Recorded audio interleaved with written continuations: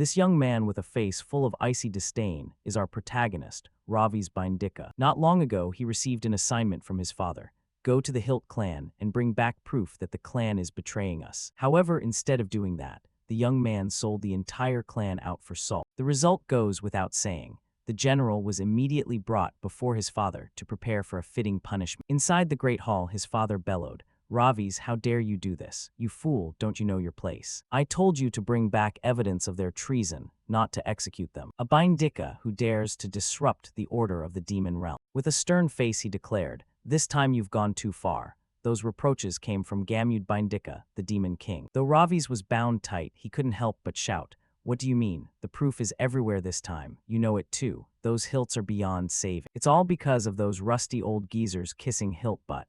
Even with evidence, we can't punish them. How many of their crimes have been swept under the rug?" At that moment, someone standing nearby darkened, casting him a calculating, unreadable glance. Hearing this, Gamud Bindika scowled and lectured his son.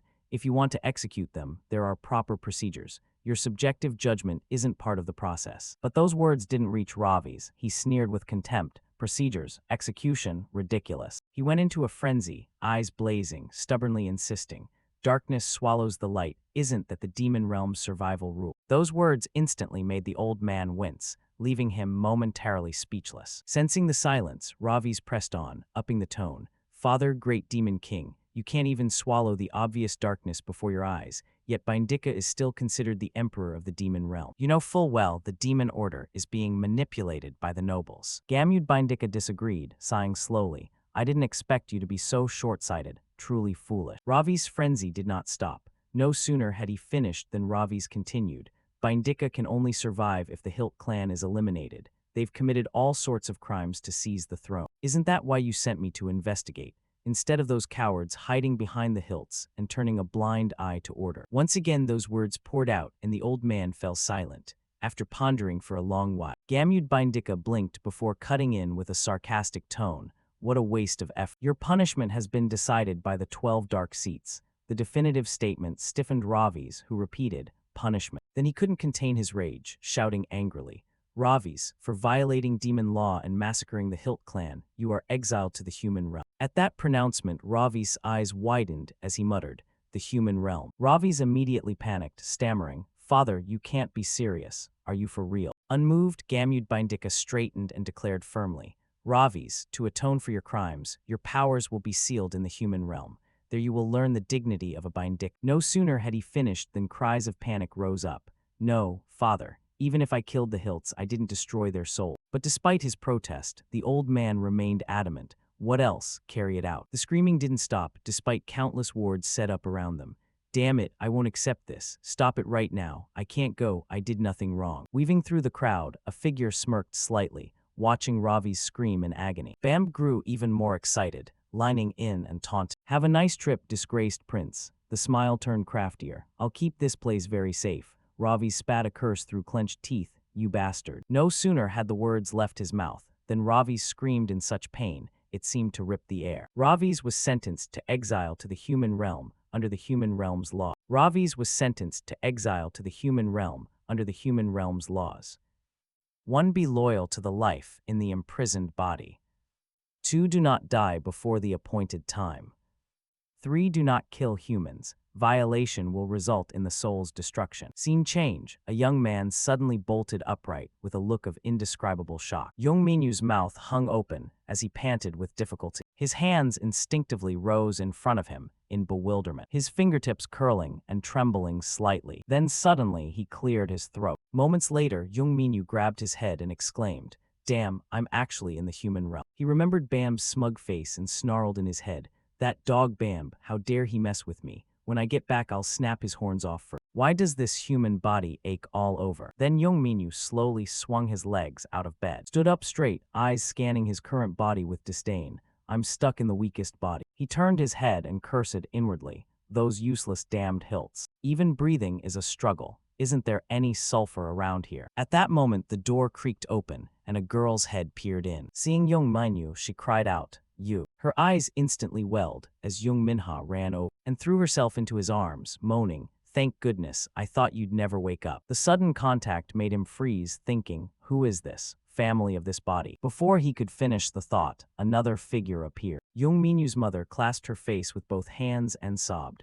Thank God you're awake. You must be in so much pain. Seeing this made Young Minu wince and rack his brain. What situation is this? What am I supposed to do now? They say the human realm is one of the three great hells. Can I really live here? Before his thoughts cleared, another pair of footsteps approached slowly. Young Tisik, tall and imposing, said, "You're awake." His arrival made his mother anxious. Minu just woke up. By contrast, his father's stern gaze left him stunned. Without delay, the father turned away coldly and said, "Get ready. School starts tomorrow. You've been lying around for a week. Work hard or you'll fall behind your classmates." His departure left the mother flustered, following him to remind, "Honey, Minu is still weak. Waking up is good enough." But faced with Young Minu's expressionless face, Young Minha turned and asked, "How do you feel?" In his head, he remembered his father's expression from a moment ago. His face lit up with excitement. "I really like that human hum. There are humans and demons here alike, but that expression." Then Young Minu's gaze suddenly darkened with calculation.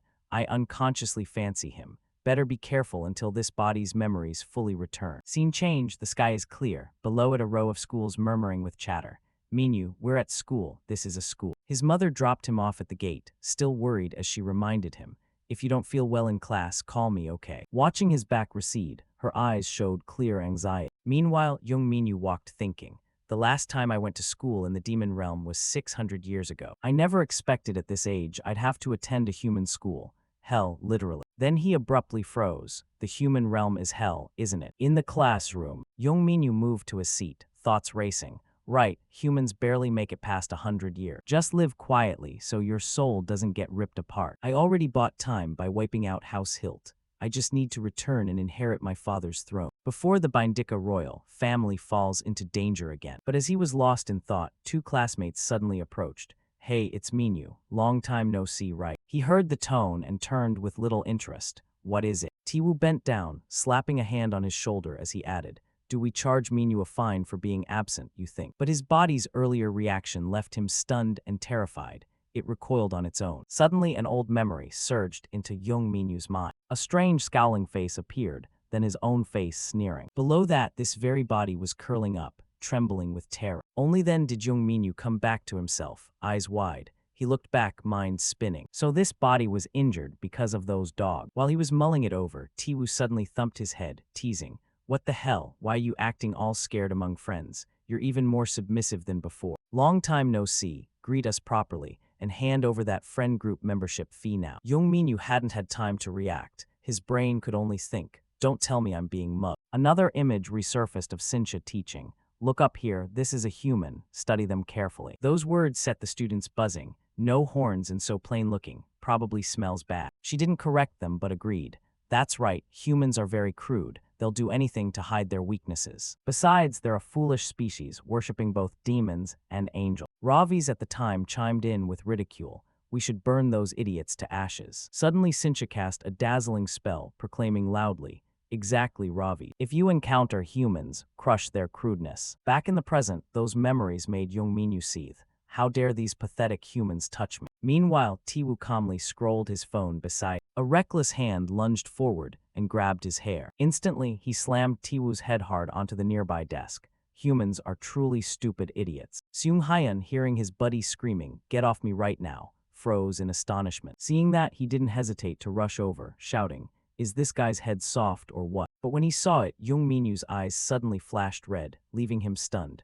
"My mana is reacting." Meanwhile, Seung Hyun kept charging forward, spewing curses. "You dog barely escaped death and already got brainwashed. You want to die or what?" No sooner had he finished than Seung Hyun swung his arm, ready to punch. He easily dodged, though his gaze was still surprised. "Look at that, swearing at a human triggers mana. There's a link between insults and mana." Thought barely finished, Young Minu didn't hesitate to punch him square in the face. Immediately Seung Hyun flew back, slamming his body hard into the wall. The sight left the whole class gaping in shock. Young Minu didn't care, staring at his hand and thinking, "Mana should be sealed in the human world. Even if the body is human, my mana still reacts to wickedness." At that moment, Lim Sion from behind stammered, "Minu, is this the Minu I know?" Tiwu, not beaten yet, raised a chair to retaliate. "You dare hit me, I'll crush your skull." Lim Sion's eyes widened as he shouted urgently, "Minu, behind you, watch out." He He happened to notice, glanced backward, and instantly swung his leg, kicking Tiwoo's gut without mercy. Tiwoo curled up from the blow, still incredulous as he cursed,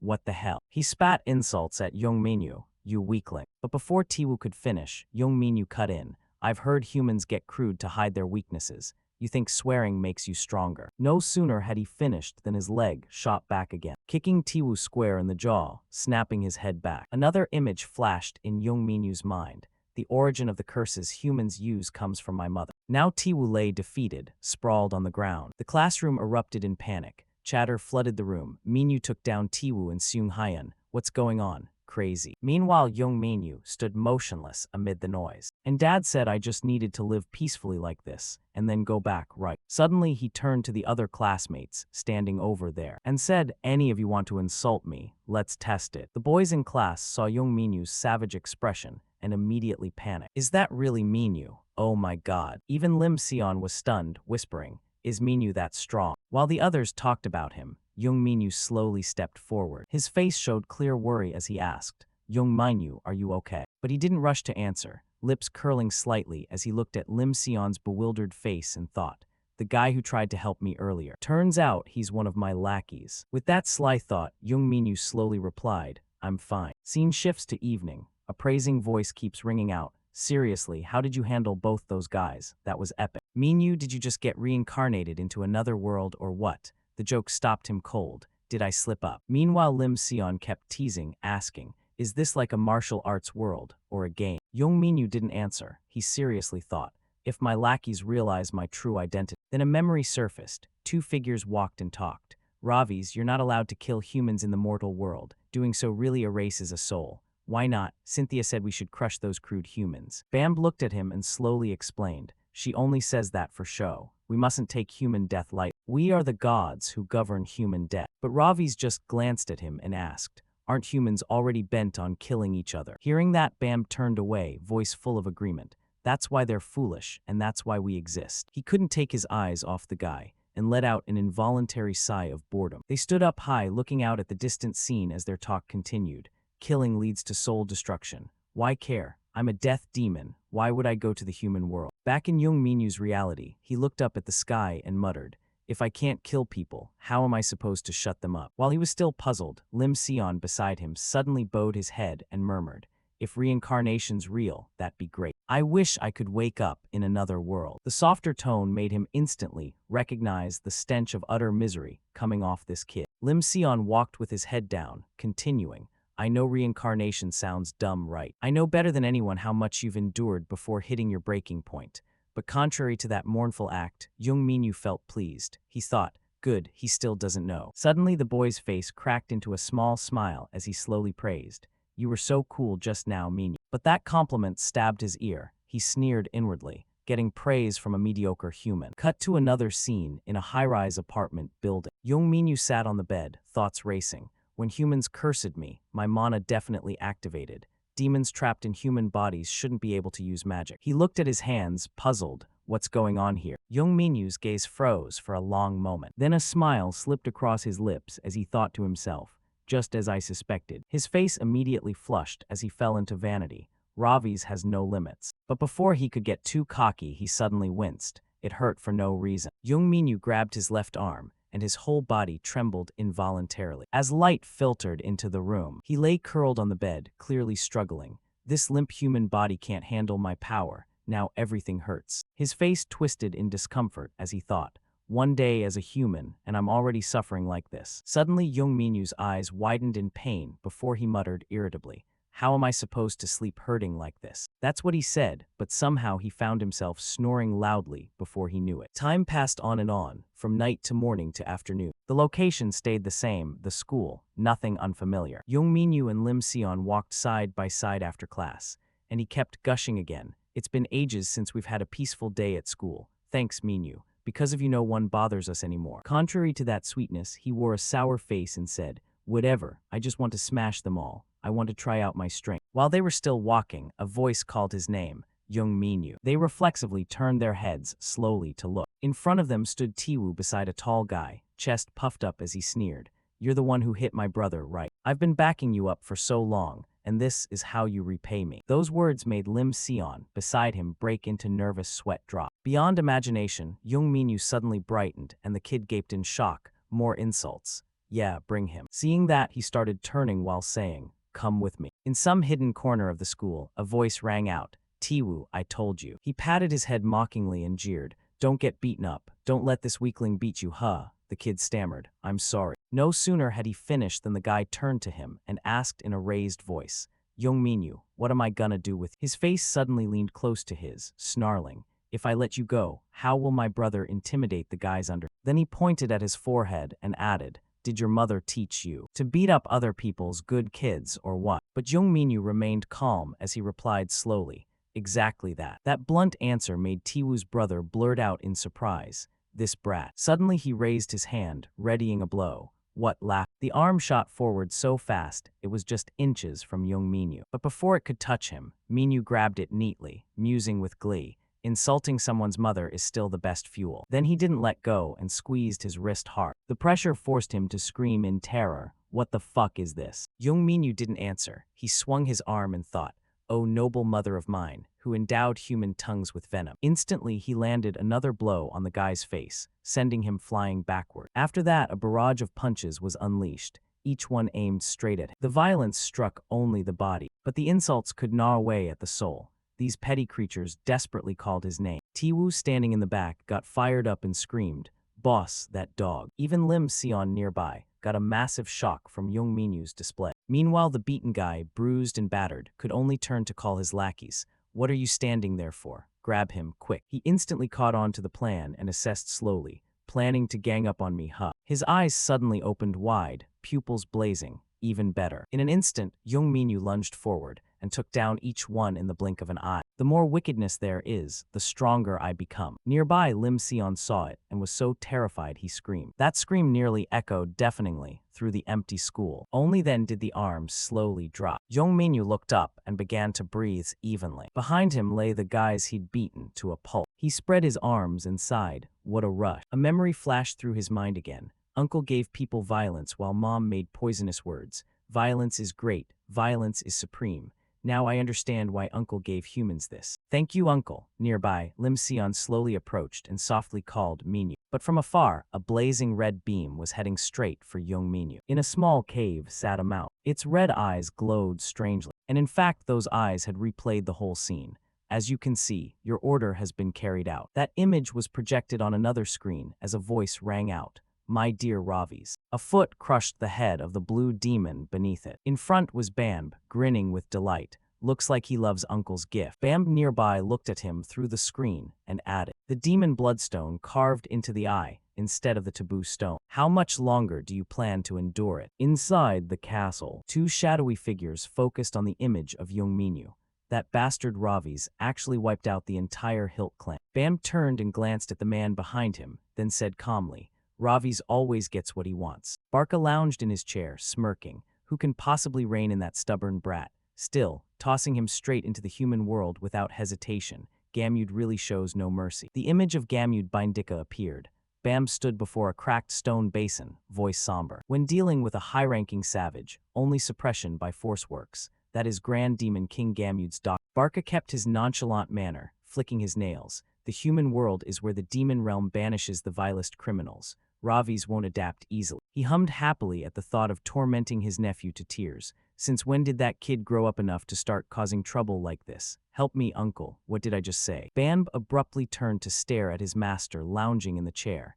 "Is that why you gave him the bloodstone?" Then he suddenly spread his arms wide, his cloak fluttering. "Lord Barca, the preparations to summon the criminal exiled to the human world are complete." Barca grinned, baring a set of pearly teeth. "Show me, Bamb." Bamb coldly raised his hand. A stream of black chi shot from his palm, and a large orb of darkness slowly formed before him. Black chi from all directions, then poured in like a torrential flood. Images of horrific demons appeared as he spoke. Once Ravis has descended into the human world, he will sooner or later run into them. Barca propped himself up and slowly rose from his chair. He extended his hand. A thin stream of black chi began to be drawn in and drift closer. Then the huge currents of dark chi in the stone basin started getting absorbed by Barca at rapid speed. The thick, pitch-black chi coalesced into a round orb in his palm. An image of Young Minyu popped into Barca's head, and as he absorbed the chi, he curled his lips with delight. How intriguing, my nephew Ravi's. You're about to taste true darkness. A pot of food appeared, spicy rice cakes and bubble tea.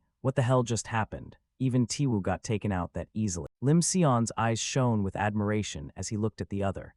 Insane. Felt like watching a movie. Young Minyu was so won over by the food he nearly cried, but he still boasted. So this is hell, nothing special.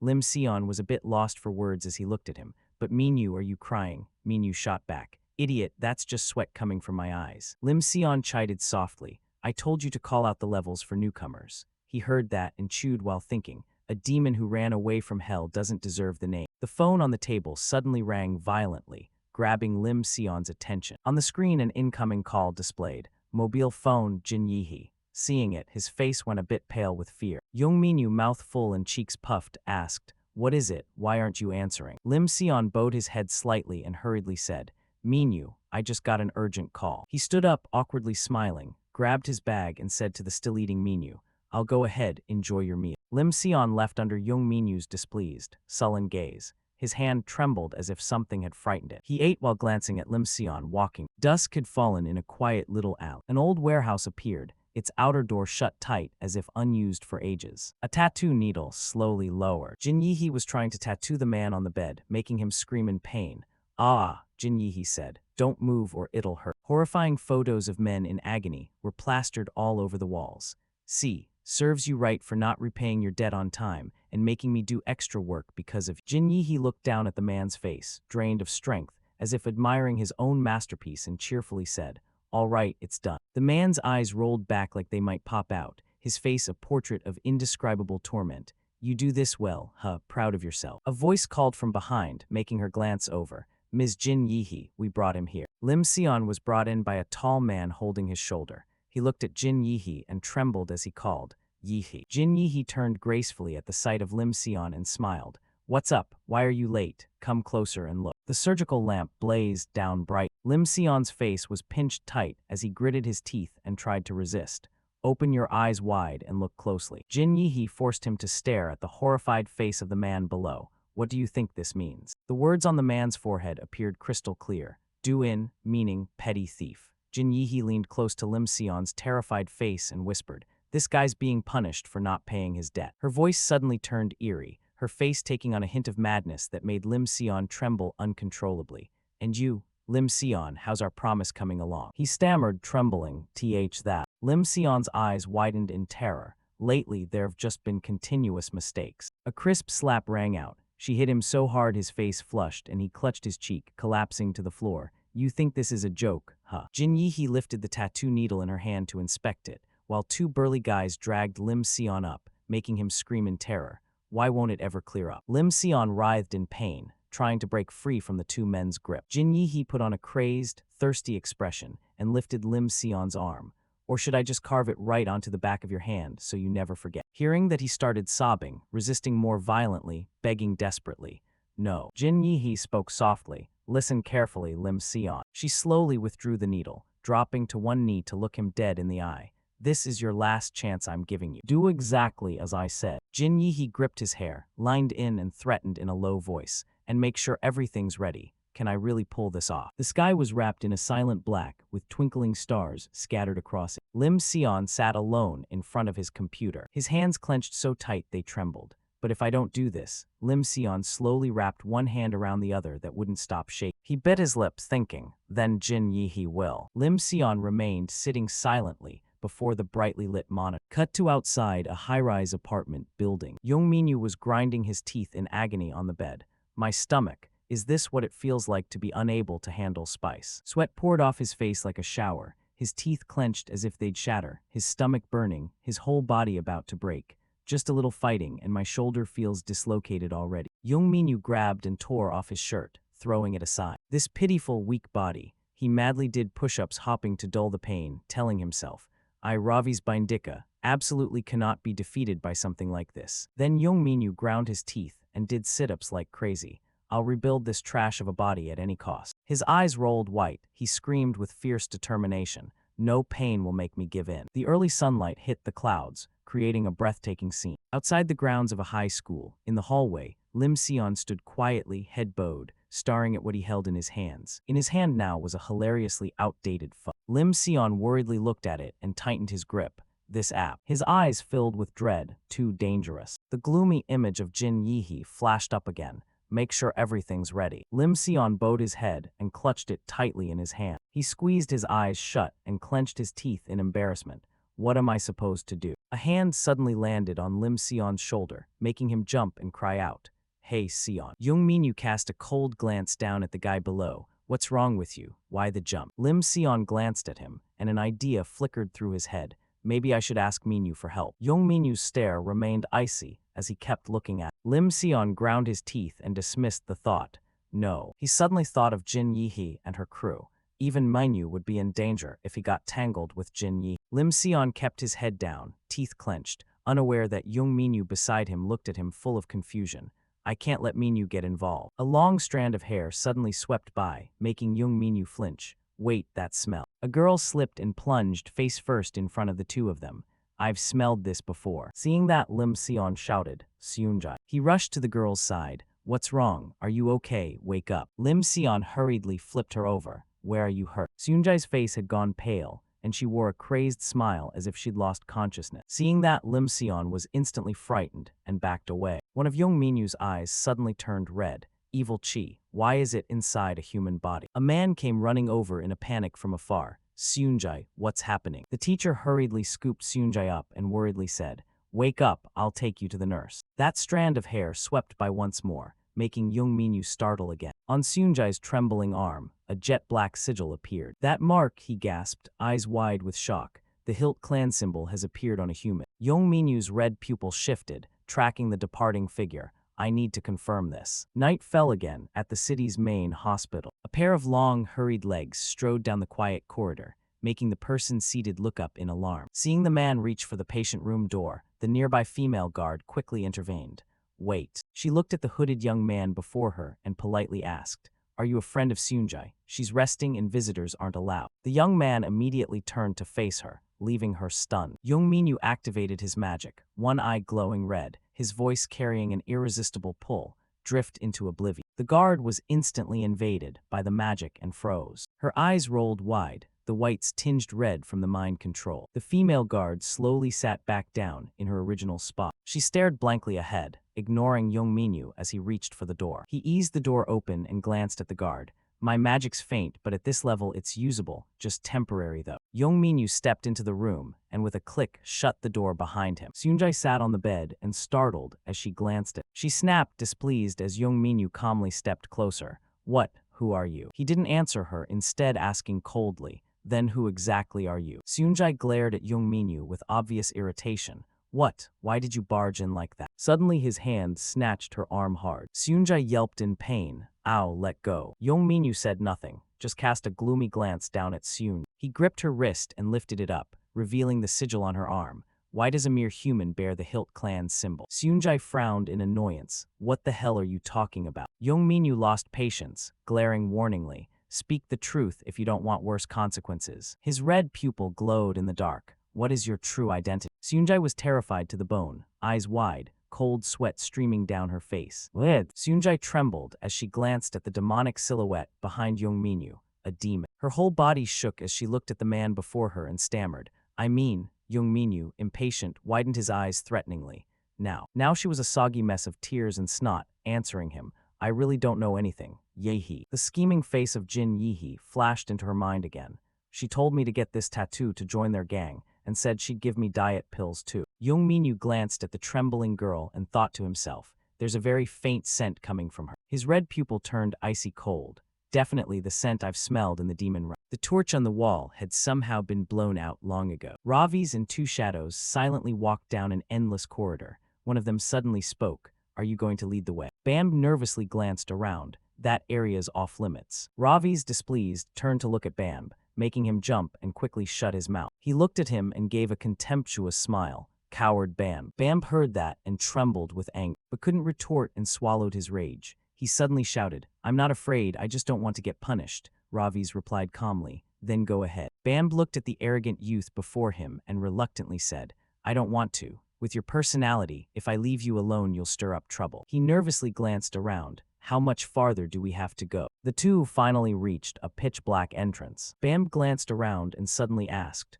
Ravi's, do you know anything? Ravi's, indifferent, answered, no, nothing. Had to warn you first, though. Bam struck a mysterious pose, glancing around. Darkness reminds me of a tale about beings whose eyes exceed species limit. Ravi's Bindika paused and glanced back to listen as Bam rambled on. From what I know, there are two ways they lose their sight. One is being blinded by glaring light. The other is that they see nothing, and their eyes atrophy over time in places this dark. A signal from the light made him freeze in silence. Ravi's put a finger to his lips to hush, edged to the side and peered in. There's something in here. They both tilted their heads to look at a flower resting on a hand in the distance. Bam cast a nervous glance and whispered tremblingly, what is that? Ravi's bravely stepped forward to get a closer look while Bam, still terrified, frantically warned, it's dangerous. A deep purple flower appeared. They stared at the flowers below. Bam, shaking, blurted out, isn't that Jeremy Hilt? Ravi's looked at the figure on the ground and said bluntly, look at him, he's dead. Jeremy Hilt was ashen, and flowers were now pushing up all over his body. A curious hand reached to touch the flower. But what's this flower? Don't touch it, Bam cried. The hand yanked the flower clean out of Jeremy Hilt's body. Ravi's held the flower up and, disgusted, clamped his hand over his nose. This smell. Bam suddenly screamed in horror when he saw the flower in Ravi's hand. This is a carnivorous flower. Back in reality, Young Minu's gaze remained icy as he looked down. It smells exactly like a carnivorous flower. Seunjae was now like a madwoman, clasping her hands and sobbing. Please spare me. He watched silently as she trembled in fear on the bed. Outside the window, a demon hung upside down from a tree, its red eyes staring straight at Young Min. It stared at him. Ravi's, we've met. Its gaze turned eerily intense. I've been looking forward to this moment. An old abandoned factory came into view. Young Minyu quietly walked inside alone. He stood before a door and peered in. This is Jin Yihee's tattoo shop. The hilt symbol and carnivorous flowers. Could it really be just a coincidence? An emergency exit sign appeared in the image. A bunch of guys swaggered down the hallway of a rundown apartment building. Lim Sion, why's Youngmoo so obsessed with that high school kid? He doesn't need the kid, he wants the app the kid made. The blonde leader sneered. Now it's high-tech, huh? He squeezed the green pill in his hand. Huh, blue ice candy. Youngmoo just cooked that up recently. One of them snapped back annoyingly. Easy on it, you idiot. Didn't you hear what happened to Ju Seung-hai yesterday? The new stuff's got nasty side effects. The two strolled on chatting happily. Screw it, as long as it's a good trip. A familiar sigil appeared on the blonde guy's neck again. Young Minyu cast a cold glance at the group. That smell again, and the hilt symbol. The two continued swaggering down the corridor. Young Minyu suddenly appeared and blocked their path.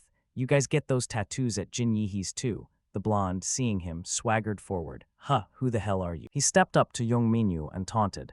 Hey, you Yihee's buddy. The blonde reached up and touched his face. Show some manners, will ya? Young Minyu's red pupil suddenly flared. He swiped the man's hand away and unexpectedly delivered a powerful slap that left his cronies behind him too stunned to react. The man was struck so hard, he collapsed to the ground under the horrified gazes of his companion. One of his followers immediately shouted in rage, You brat, who sent you? Young Minyu said nothing, merely lunging forward with a clenched fist toward the man. He was punched before he could even defend himself and coughed up blood as he fell backward. Another man tried to charge. You're crazy. He rushed at Young Minyu. You want to die. He swung a fist in anger, but Young Minyu dodged it easily. Then Young Minyu delivered a direct punch right to the middle of the man's face. The man screamed in pain and collapsed. The remaining man saw this, drew a knife, and tried to lunge. He gripped the knife and charged straight at him. Take this. Young Minyu nimbly spun around and delivered a powerful spinning kick to the last man's neck, making him drop the knife. Having finished the fight, he only cast a cold look at the group lying scattered on the ground. Young Minyu asked coldly, Where is Jin Yehee? The blonde man, who had managed to get back on his feet, growled in a rage. God damn it, kill him now. His face became hideously contorted with madness. I'm going to kill you. Young Minyu was slightly taken aback and stared intently at the man. What? Did his demon energy just flare up? He lunged straight at Asta like a rabid dog. As Young Minyu raised his hands to defend himself, he thought, his movements have changed. Did that drug enhance his physique? His red pupils dilated as he cursed inwardly. Damn it. The night sky remained as quiet and desolate as ever. Jin Yihee stood before someone lying on a sofa and spoke up. The app isn't finished yet. I'm sorry. The man beside her chimed in as well. I guarantee it won't take much longer this time. Youngmu, lying on the couch with a hand over his forehead, spoke with pure disgust. I feel like I've heard that one before. Furthermore, Jin Yihe glanced sideways at the man kneeling and trembling beside her. We caught the guy who was skimming the blue ribbon supply. The man desperately cried out, "Mercy, I was wrong, please spare me." He looked at Youngmu and pleaded, "Please give me one more chance, I won't screw up again." Youngmu didn't answer, but merely glanced at the blue roses on the table. He reached out and grabbed the entire bouquet from the vase. The bouquet was lifted with effortless grace. The man was now trembling and weeping on the floor. He looked up and begged, "Please, I beg you, spare me." Then he began to shake his head frantically in resistance as he saw what was in front of him. "No, stop." Youngmu held the bouquet and forcefully raised it high above the man. Then he slammed the bouquet down without hesitation. A spray of crimson blood erupted as two roses were thrust directly into the man's eyes. Standing to the side, even Jin Yihe was too terrified to speak. He kept trembling and begging, "Help someone, please." Youngmu raised the other rose high, and a bloody scene instantly unfolded. The man's screams echoed through the room, and he immediately collapsed to the floor. Youngmu looked at the body and said coldly, "That's right, there are no second chances here." Then he turned to everyone, draining the color from their faces. "I trust you all understand that. Even Jin Yihe doesn't dare speak up right now. Her face is pale." "Right," Youngmu coldly ordered with a glare. "Yihe, no more excuses, bring it here." She answered fearfully, "Yes, I understand." The night sky outside the abandoned building appeared. Jin Yihe paced anxiously. "Damn it, at this rate I'm doomed." She clenched her teeth and cursed irritably. "Lim Sion, pick up the phone, you bastard." The phone kept buzzing nonstop. Lim Sion, sitting nearby, suddenly noticed it. He looked at it with concern, then slowly picked up the phone. Lim Sion's voice hesitated. "Hello." The blonde guy was now bruised and battered. Young Minyu sat on top of the blonde and calmly recounted, "I planned to investigate myself, but the punks here wouldn't listen." The guy on the line was shocked. "Huh, what?" Young Minyu replied coldly, "You know Jin Yihe, right?" Young Minyu said indifferently into the phone, "You were answering Jin Yihe's calls back then, weren't you?" On the other end, Lim Sion suddenly asked, "What, Jin Yihe, why are you?" He stood up. Behind him, the thugs lay scattered on the floor. He said nonchalantly, "It's right on the screen. Do you know where she lives?" Lim Sion hurriedly asked, "How do you know Jin Yihe? Don't tell me those guys came after you." Young Minyu quickly denied it. "No, it's not like that." He walked and explained, "I'm the one looking for her. I need to confirm something." The other guy anxiously asked, "You went looking on your own. Where are you now?" He replied casually, "At Jin Yihe's tattoo shop, but she's not here." Something suddenly caught his attention. Up the stairs, a white cat stood there. It froze when it met Young Minyu's gaze. Over on the other end, Lim Sion hurriedly put on his coat to come to him. "Minyu, stay away from Yihe. I'll be there right away." He blurted, "Huh." Young Minyu hung up and glanced toward the cat. The white cat was pretending to play with a little gold bell. The cat trembled all over. He stepped closer to it. "Hey, you fluffball. Yes, I'm talking to you." Then he reached out and scooped it up. To hold it up to his face, he asked, "You understand me, right?" The white cat let out a few fake meows. He glared at it and said, "Make sure I can understand you." He made it tremble in fear. Then it shouted loudly, "Yes, sir." Young Minyu folded his arms and demanded, "Last time you were a rat, yesterday a demon, and today you're a cat. What exactly are you?" "I am." She finally revealed her identity. "I'm a supervisor sent from the demon realm to the human world. My mission is to monitor offenders without being detected." Street flailed her hands awkwardly in explanation. "That's why I've been quietly observing you, Lord Ravi's." She glanced at Young Minyu and thought to herself, "His demonic aura is weak. Can he really be a demon?" Street asked curiously, "But I don't understand how Lord Ravi's noticed me." He replied casually, "Because you stand out too much." Young Minyu reminded her, "Also, you're standing on two legs." She suddenly remembered and panicked. Oh damn. He looked up but got no more answers. His red eye fixed on Street, owner of this creature, manifest. Immediately, her eyes widened. Meanwhile, Bamb sat at his desk. He chuckled to himself, "Faster than I thought." He mocked Lord Ravi's quick huh. Young Minyu complained, "Bamb, is this your stun again, you bastard?" Bamb teased on, calling your friend a bastard, so cold. Young Minyu questioned, "Bamb, what are you plotting this time?" He lazily leaned back in his chair. "My plot, what did I do?" He sighed, "Forget it, I need to ask something." The scene returned to him and Street talking. "Everything's different from what I remember. Normally criminals can't use demonic power in the human world, can they?" She thought for a moment. "Demonic power, rules always have exceptions." Bamb half answered, "You'll understand soon enough." Anything else you want to ask? Young Minyu added, actually, that scent is very strong in this world. Bamboo. If you've smelled it before, you must know it's a banned flower, even in the demon realm, yet I can sense it here. He propped his hand on his chin and pondered. The demon realm authorities already know that the Hilt clan's influence has spread into the human world.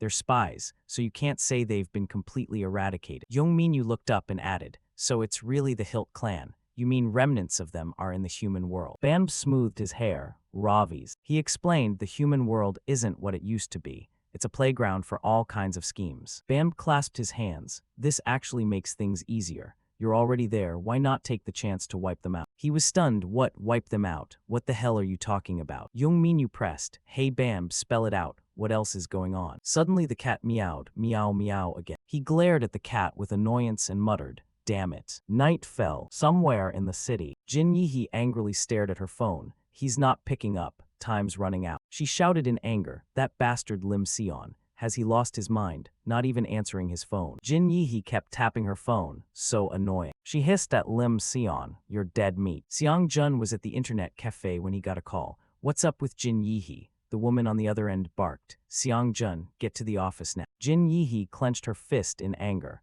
We're going to catch that bastard Lim Sion. The sky was very cloudy today. Young Minyu asked, since you're a supervisor, you must know quite a bit about the human world, right? Street wiped sweat, probably. We rotate supervising offenders, so I'm regularly updated with basic intel, and my tracking ability is pretty decent. Young Minyu said, return to your original form. She startled and replied, yes, wait, what? He immediately switched to a threatening look. Want me to help? She quickly refused. No, my lord. She put her hands together and emitted a pink light that dazzled him. Street transformed into a cute little girl with sea blue hair. Her feet slowly touched the ground as she walked up to him. Young Minyu looked at her and thought, she looks fragile. But Bam must have had his reasons for sending you. He asked, what's your name? She sadly bowed her head. I don't have a personal name. His face emotionless. Street, that's your name since I picked you up from the street. Never forget where you came from. Her eyes lit up with joy. Street, that's my name. She stepped closer happily. I understand, Lord Ravi's. Thank you so much for nomming me. He asked, now tell me everything you know about the human world.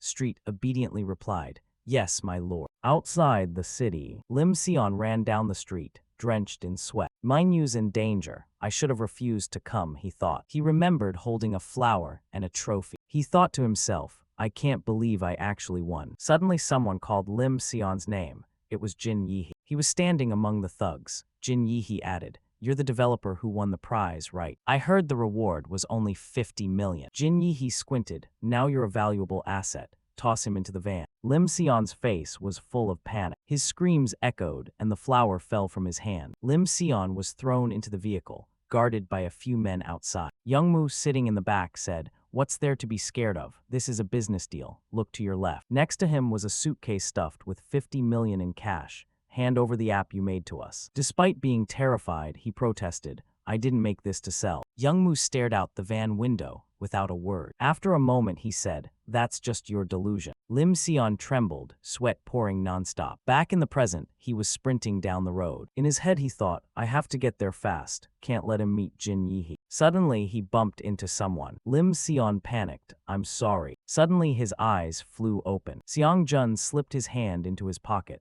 Look, the tasty bait just landed in our lap. Lim Sion stood beside him, utterly terrified. Jin Yihe stepped up from behind and called out, Lim Sion. She stared at him with a twisted look. This is the end of you, kid. He trembled. No, Lim Sion's terrified scream echoed through the night. Jin Yihe stood above them and ordered, from now on, your only job is to manage this app. If you don't want to be locked up for life, you'd better do it properly. Lim Sion scrambled up in a panic. Wait, hold on. Though he tried to beg, she walked away without caring.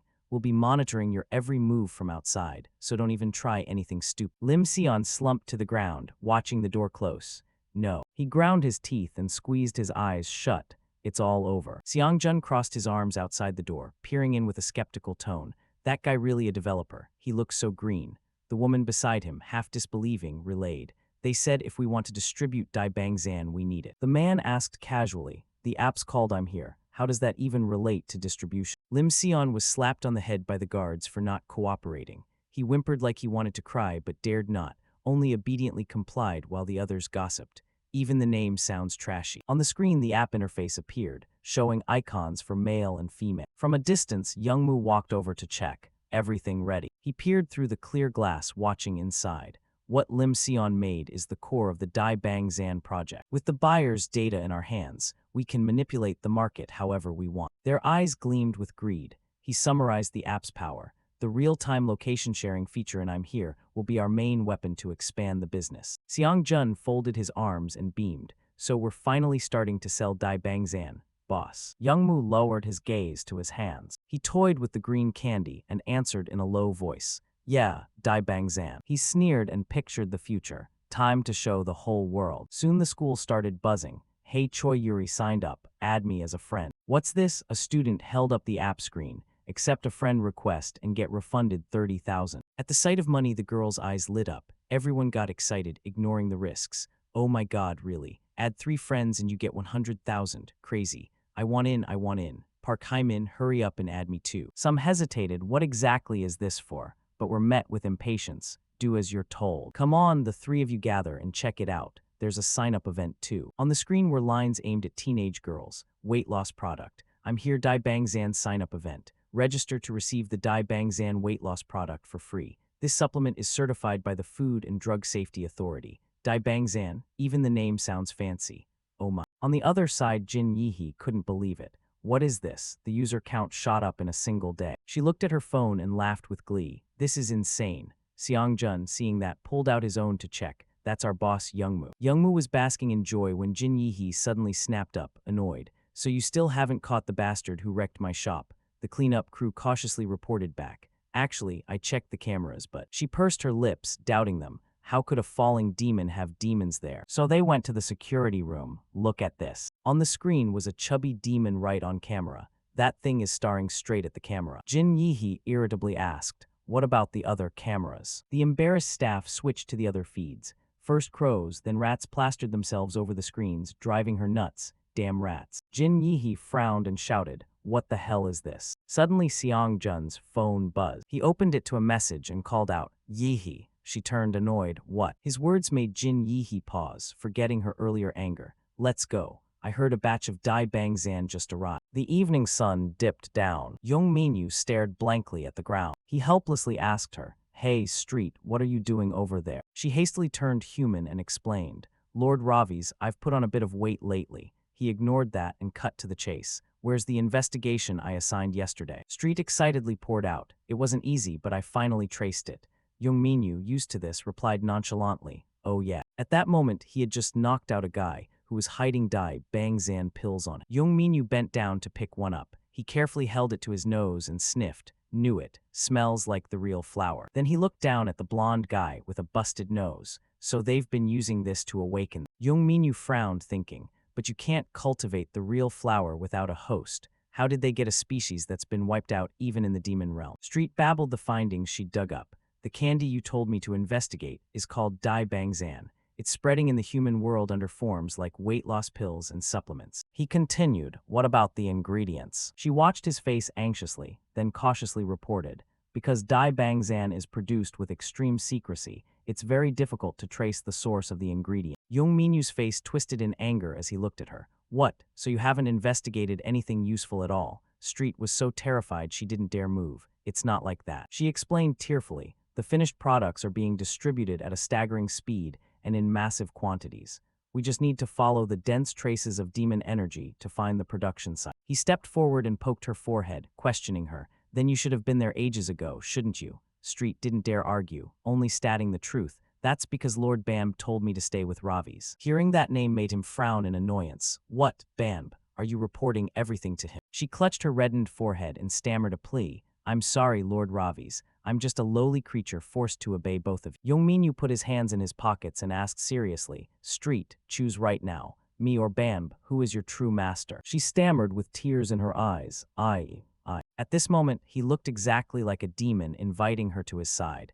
If you choose me, I'll make it so you're no longer just a lowly creature. Street imagined herself becoming a noble lady, holding a fan and laughing haughtily. So she bowed her head to him. I offer my flesh and blood to you, my lord. Young Minyu smiled triumphantly. Good. I, Ravi's Bindika, take you as my private subordinate. She opened her eyes and looked at him as her master. After those words, Bam's silhouette flew out of her head. He smirked, dismissing the intruder. Get lost, Bam. Now let's head to the place where Blue Ribbon is being gathered. She immediately replied, yes, sir. From twilight until it was pitch black, she led Young Minyu to a desolate place filled with many large cardboard boxes. Street ran toward a red box and said, it's here, the place where the demon energy of Blue Ribbon is most concentrated. He followed and ordered her, open one and let's see. She hesitated because of the chains wrapped around the box, but the lock was. Young Minyu didn't use words, he used action. Move. He unleashed a punch, and in one blow, dozens of chains shattered. The lock was broken, and the door swung open accordingly. Street used her nose to sniff for anything strange. Both of them quickly covered their noses and backed away. A stench made them want to gag. Looking at the boxes piled up inside, the sight was haunting and indescribable. Street furrowed her brows in disbelief.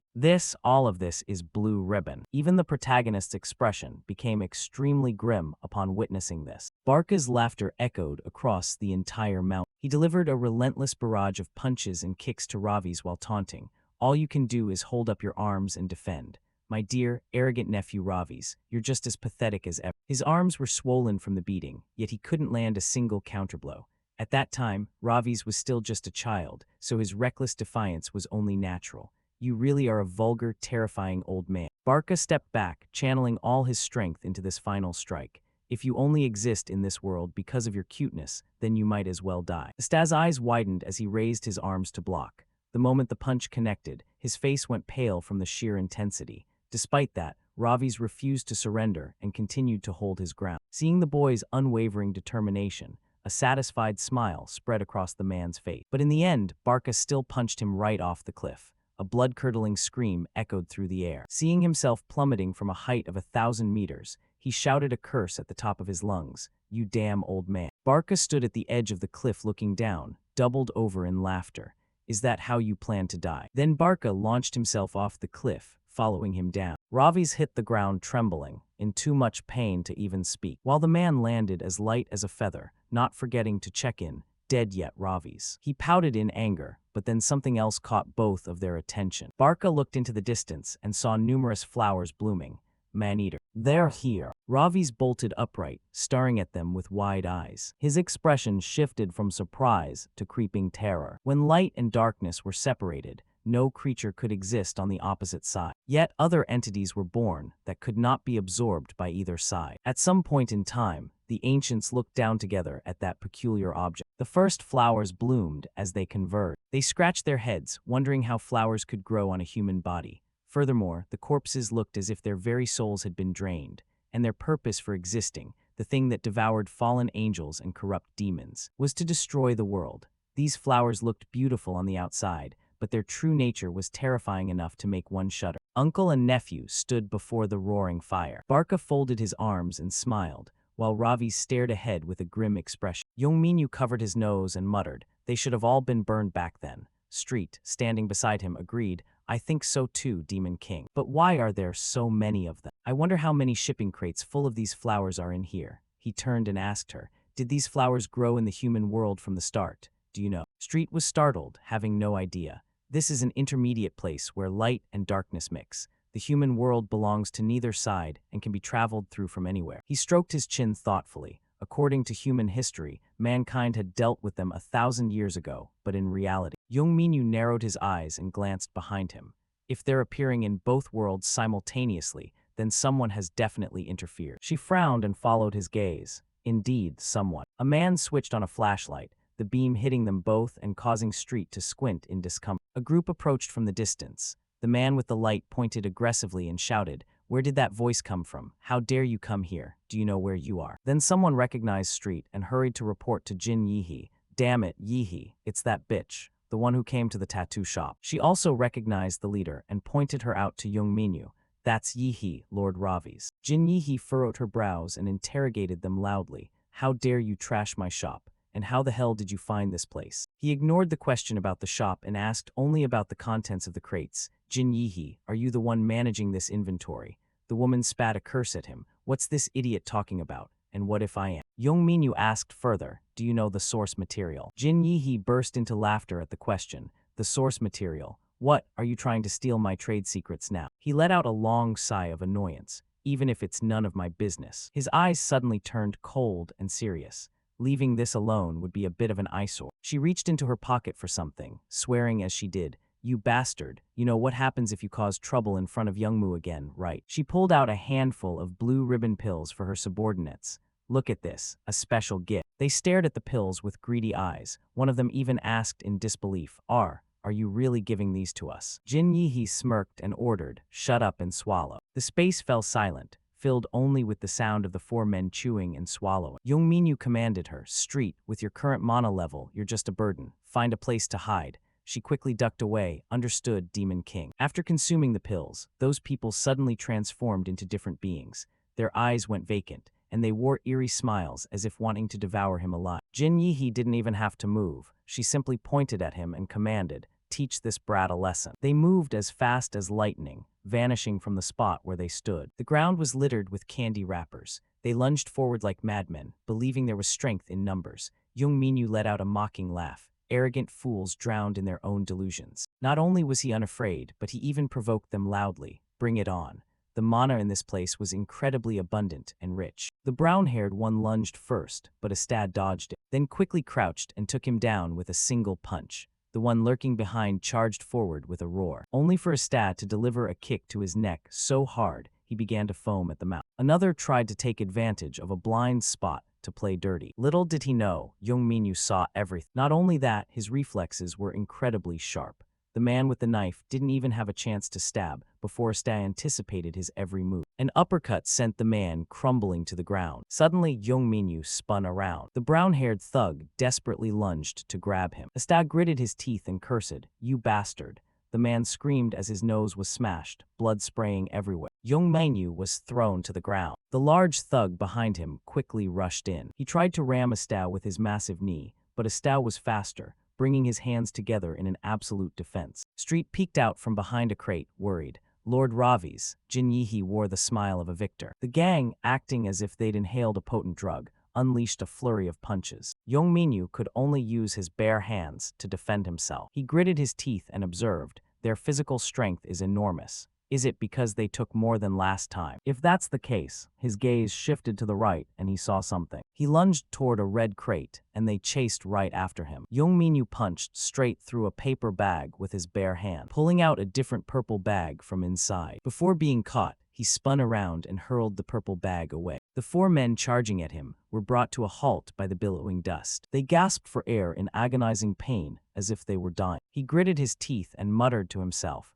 "I don't like this low-grade stimulant, but the mana is surging, becoming more intense. It really is that blue ribbon stuff." One of them clutched his mouth, gagging, but before he could do anything, Astad grabbed him by the face and shoved him back. He screamed as he was pinned to the ground and beat. Young Minyu was like a demon, frantically swinging his fist. One punch, then two, leaving the brown-haired man bloodied and unconscious. Someone tried to ambush him, but he dodged easily. Next, he gripped the man's leg firmly, performing a takedown that left the opponent with no time to react. Not finished yet, he held the leg tight with the intention of crushing it. The man's foot was practically pulverized. He screamed in pain, but it was useless. The big guy charged in again, undeterred. Die. But with just one hand, Young Minyu effortlessly smashed his jaw. The man collapsed onto the ground. The stack quickly got behind him and lifted him up. The man's eyes were vacant, acting only on the urge to attack. Such a small body, yet he wrestled the giant to the ground and pinned him. Jin Yihe backed away in terror. What the hell is going on? How can he take them all on at once? Having finished off the four of them, Young Minyu slowly looked up. She looked like she had seen a ghost, her face turning ashen. His gaze was now no different from a monster's, looking as if he wanted to eat her alive. Jin Yihe shivered in fear. He's a monster. How is this possible? His eyes, as red as blood, stared intently out. At a different performance, a young girl in a ballet dress stood on stage. Below, a crowd of people sat watching. Kang Hyunju breathed steadily to regain her composure. From within a room, her mother's voice echoed, "That's right, she's my daughter, Kang Hyunju." She watched the screen showing her daughter's performance, rambling about her talent. "My daughter can easily join the Venus Ballet Company with that level of skill." Youngmu entered without asking for permission. "There you are, our VIP customer." She questioned them angrily. "Who are you people? How dare lowlives like you enter this place? Do you have any idea where you are? He replied with a mocking laugh. Lowlives, excuse us. We received a massive order for blue ribbon, so I came personally to deliver the goods. She flinched, looking at the blue medicine bottle. What? Her eyes went wide in disbelief. This is. Youngmu sat calmly in a chair. Why do you look so tense? We've handled everything from the production process to the sales, so you have nothing to worry about. She asked hesitantly, are there really no side effects to this? He looked at her with pure contempt. Are you just asking that now? Youngmu looked up at the screen where Kang Hyunju was performing.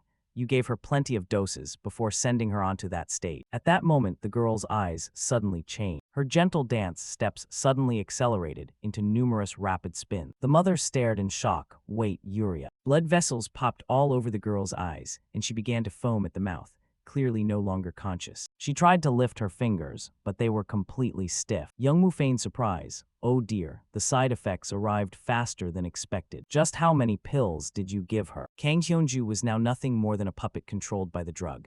The mother bolted up in a panic, screaming, but her daughter couldn't hear her. Yuria, stop. On stage, Kang Hyunju was spinning beautifully, but far too fast. Then she slammed hard onto the floor. The audience screamed at the sight. The crowd was in a frenzy, unable to sit still. What happened? Why did she fall? Security rushed onto the stage to check on her condition. The mother covered her mouth in disbelief, tears of regret welling in her eyes, but it was too late. She turned her anger toward Youngmu. You bastard, you said there were no side effects. He shamelessly blamed the victim. That only applies if you follow the correct dosage. Regardless, your daughter is beyond saving now. Kang Hyunju's body was covered in bulging veins, her eyes rolling back as she convulsed. He continued to brainwash her. She'll only live if you keep satisfying her need for these drugs, right? Youngmu shifted from a mere dealer to a position of power over her.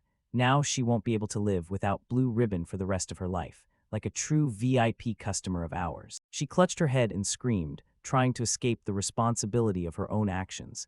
No, do you have any idea how much I invested in her? He smirked with delight, indifferent to her suffering. Suddenly, the phone in his pocket rang. He pulled it out and saw it was Jin Yihe. Instead of answering immediately, Youngmu paused for a few seconds. He looked as if he'd seen something very strange. What the hell? On the screen was a terrified Jin Yihe. I'm sorry, boss Youngmu. Youngminyu pushed her head aside, looked directly into the camera, and asked, are you the one producing blue ribbon? He stared in surprise. Looking at that state, I can already guess. So it's you, huh? Come here. Youngmu hung up immediately. His voice was somber as he made an announcement that sounded more like a command. Ladies and gentlemen, we have urgent business and must leave. That evening, at the crates where the fight had just occurred, Street looked curiously at the bodies scattered on the ground. Why do humans like playing with these things so much? Youngminyu replied bluntly, because they are ignorant and arrogant. He stared at the blue candy in his hand and mocked. Even as they get high, they still arrogantly believe they won't get addicted. They don't believe in anything.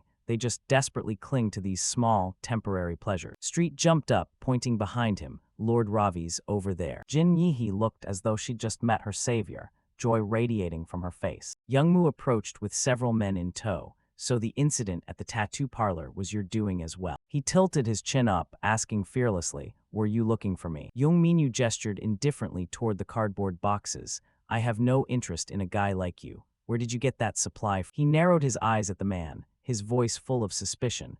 That would be quite a feat for a normal human. Youngmu froze, unable to believe his ears. What? A normal human? The way he looked at Minyu began to shift. Don't tell me this brat is. In the past, vials of narcotics lay scattered across the ground. What's wrong? Did the old man faint? Youngmu kicked the frail, gaunt man and ordered, give me more drugs. He grew more irritated with every kick. Old man, my ass. Seeing that the man was foaming at the mouth and had been dead for who knows how long, Youngmu stared in disbelief. Is he dead? He vented his drug-fueled rage on his father's corpse. Damn it, high your whole life only to die from an overdose. He let out an exhausted sigh. If you die like this, how am I supposed to get more drugs? Having said that, Youngmu stomped mercilessly on the body. He cursed while he stomped, trying to satisfy his urge. How will I find more now? Suddenly, the old man's eyes flared with light. Youngmu flinched and backed away. Old man, I thought you kicked the bucket. The old man didn't respond, but slowly sat up. The voice that answered wasn't human, but that of a demonic spirit.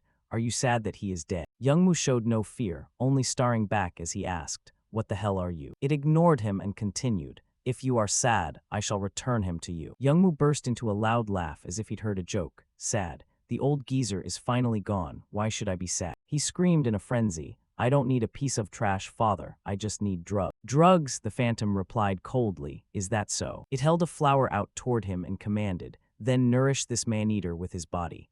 The phantom continued to coax him. Trust will be built between us, and you shall have what you desire. Youngmu took the flower and stared at the man-eater with suspicion. If anyone appears to reject your loyalty or cast aside the man-eater, deal with them. My faith will protect you. The look in his eyes shifted from that of an addict to a demon. The beautiful flower in his hand felt like a massive treasure. Youngmu broke into a cruel smile. He didn't hesitate to thrust the flower into his father's corpse, causing fresh blood to spray everywhere. Back in the present, Youngmu looked at Minyu and asked, You called me a normal human. Minyu mused as he understood. It seems you've placed your faith in something. The man made no attempt to hide it. Instead, he felt grateful. That's right. He gave me a new life. Everything was unfolding exactly as Minyu suspected. He made a contract with a demon. Minyu tilted his head and cracked his knuckles. I don't know what kind of trash you put your faith in, but both you and that bastard are pathetic. Youngmu's eyes bulged with rage. How dare you insult? He ordered the two men behind him, grabbed him. Street panicked and quickly looked for a place to hide. Again, Minyu knew it would only take a few seconds. He was starting to find this tedious. Let's end this quickly. Then various screams of agony echoed throughout the forest. An ambulance sped down the road. Once we launched, I'm here. Orders absolutely exploded. Blue ribbon is sweeping through everywhere. Inside the vehicle, the mother clutched a pill bottle, watching her daughter receive emergency care, unsure if she was dead or alive. Outside, schoolgirls were opening the app interface. Expanding the VIP customer base across the country wouldn't be a problem anymore, right? She happily accepted the bottle, unaware of the latent risks. Damn, are we going to become a global corporation? Someone who had taken the pill lay on the floor, twitching like an addict. Xiang Jun and the others watched the results with satisfaction. I think Boss Youngmu has started taking over the Chinese and Japanese markets. If it's Boss Youngmu, nothing is impossible. Lim Sion sat inside in silence, speechless. He bit his nails, tormenting himself. Because I made that app, the drugs are spreading too fast. His face was twisted as if he were about to cry, pleading 1,000 times in his heart. Someone, please make it stop. On the other side, the two bodyguards were quickly taken down. Jin Yihe was tied up and kneeling on the ground, screaming, Look at this, Youngmu. This guy isn't human anymore. Minyu let out a sigh and looked at him. Why aren't you coming over here? Youngmu remained silent. He remembered the words the phantom had told him.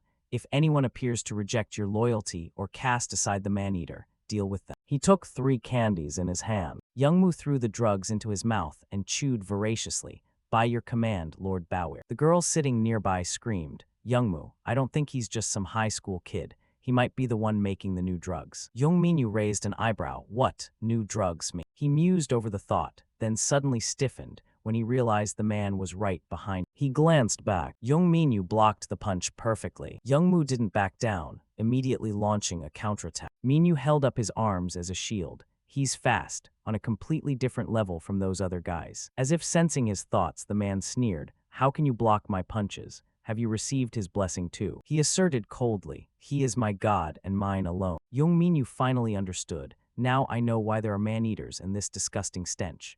The god you worship. Minyu spoke the name that hit the mark. It's Bauer, isn't it? As expected, the move left him stunned. What? How do you know his name? Minyu taunted him. He chose a failure like you because he doesn't trust anyone. Youngmu didn't hold back, becoming even more enraged. Don't you dare insult the one who saved. Minyu acted as if he didn't care. Right, he saved you. You must have looked pathetic when he called your name while you were hiding like a rat. The man growled, his mouth dripping with saliva. Shut up. He is not someone for you to mock. In the next second, a series of punches were unleashed, all of which Minyu blocked. In Minyu's determined eyes, a flash of killing intent appeared. Bauer, so he really has come to this world. In the demon realm, piles of undead corpses were stacked high. Ravi's was rampaging through the demon realm. Coward. A man hiding in a corner trembled with fear upon hearing his taunts. You only know how to run away. Minyu's eyes, devoid of warmth, swept over the area. Minyu no longer sat still as he had before. He stood up, looking like royalty in this place. Bauer, you bastard, where are you hiding? Youngmu, still unaware of the danger, continued to challenge him. You dog, you don't get to talk about Lord Bauer. He roared, his body emitting a strange light, seemingly transformed. Minyu quickly covered his nose because of the stench, this foul smell. Youngmu muttered through his teeth. Anyone who insults Lord Bauer will be dealt with by me personally. He lunged and grabbed Minyu, delivering a brutal kick to his stomach. He grabbed Minyu's shirt and pulled him close as he slumped forward. A moment later, he hoisted young Minyu into the air. Then he threw him violently to the ground without hesitation. Minyu gritted his teeth against the pain. Above him, Youngmu frantically landed punch after punch on Young Minyu's face. He punched while screaming, both the blue ribbon and Lord Bowie. Having touched upon his supreme being, he certainly wasn't going to show mercy. Everything belongs to me. Minyu struggled to defend himself. This bastard. He's lost his mind from too much mana. He really is trying to kill me. Suddenly, the man roared for a finishing blow. Minyu didn't back down, igniting his own power in response. Street sat trembling in the corner, silently praying, Lord Ravi's. Seeing young Minyu take the hits, she was fraught with worry. He has reached the limit of that mortal vessel. Street thought to herself, if this were the demon realm, every time I remember, if you could truly use your mana. Back in the demon realm, Bamb was also observing. It seems the test subject for the man-eater has gone berserk. I thought that with the demon bloodstone in hand, Ravi's could easily control the subject even in a human body. She predicted that he might die this time, and his soul would vanish forever. Bauer questioned Bamb, do you know what Ravi's hates most? The boy looked confused. Hate, he explained. He hates almost everything. It's hard to pick just one. Bamb nodded as if he understood and let out a sigh. Is it because his temper is a bit short? I wonder who he learned that from. Seriously, Bauer exposed him. Don't use your face to mock me. I know everything. Having been called out, he turned his face away. He muttered a crude comment as he noticed Bam's confusion. Bauer gave a low laugh. He is obsessed with things that aren't clean. Above ground, the battle between defense and offense continued. Before the next strike, Young Minyu quickly blocked it. Filthy. Youngmu froze for a few seconds upon being blocked. What? Minyu shouted, I can't take it anymore. This stench of decay coming off you. His hands, which were holding back the man's fist, tightened their grip. The man released his hold from the pain. Seeing Minyu slowly stand up, Youngmu was forced to back away. What the hell? Young Minyu looked at his hand with doubt, just using the left hand. It felt as if a current of electricity were running through him.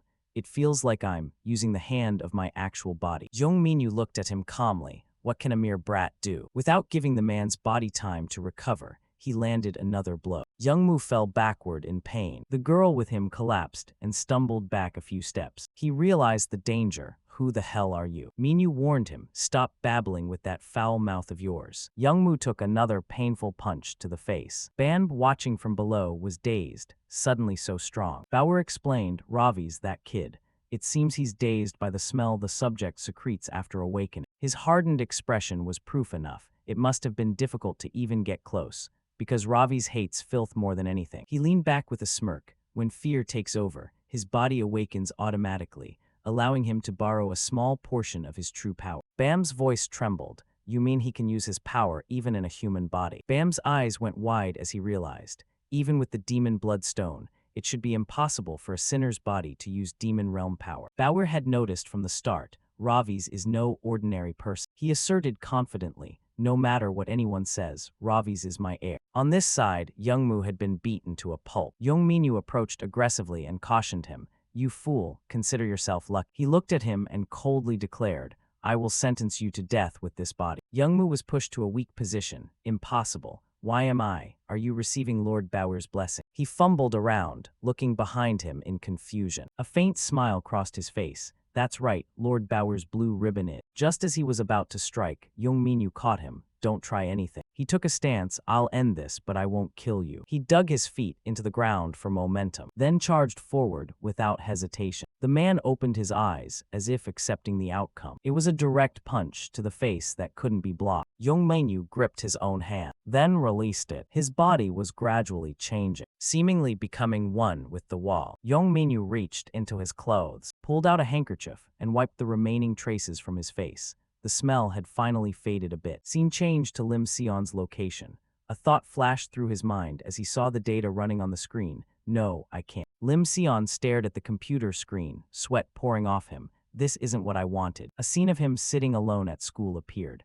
School factions, mandatory relationships in class that couldn't be avoided. Then a scene of Lim Sion standing at a distance, silently watching a group bully a classmate just so he could live in peace without becoming a target, pretending to like this person and hate that person without showing genuine closeness. The student was bullied to the point of tears. Lim Sion thought, I just want to help everyone have a place to find necessary connection. Lim Sion and Young Minyu looked at the crowd with apprehension, but he gritted his teeth in anger. I didn't create this to sell stimulants or do any kind of business. Lim Sion's fingers seemed to be stimulated by something as they flew across the keyboard. The lines of code on the screen sped along like arrows. While Lim Sion was typing with gritted teeth, the phones of the people outside suddenly reported errors, leaving them bewildered. What? Why is it reporting an error all of a sudden? Mine too, what the hell? He glanced at the people behind him and thought to himself with clenched teeth, hurry. Then Lim Sion suddenly jumped up, quickly grabbing a chair to block the door. The door was quickly blocked by the chair. The crowd outside finally understood and frantically pounded on the door. Damn it, what is that bastard doing? Go in and check. Open up, open the door for us fast. Lim Sion worked his hands quickly while thinking, I have to delete the app permanently. Seong Jun shouted angrily from outside, hey you idiots, open the door. Lim Sion looked at the computer screen anxiously. Hurry, please.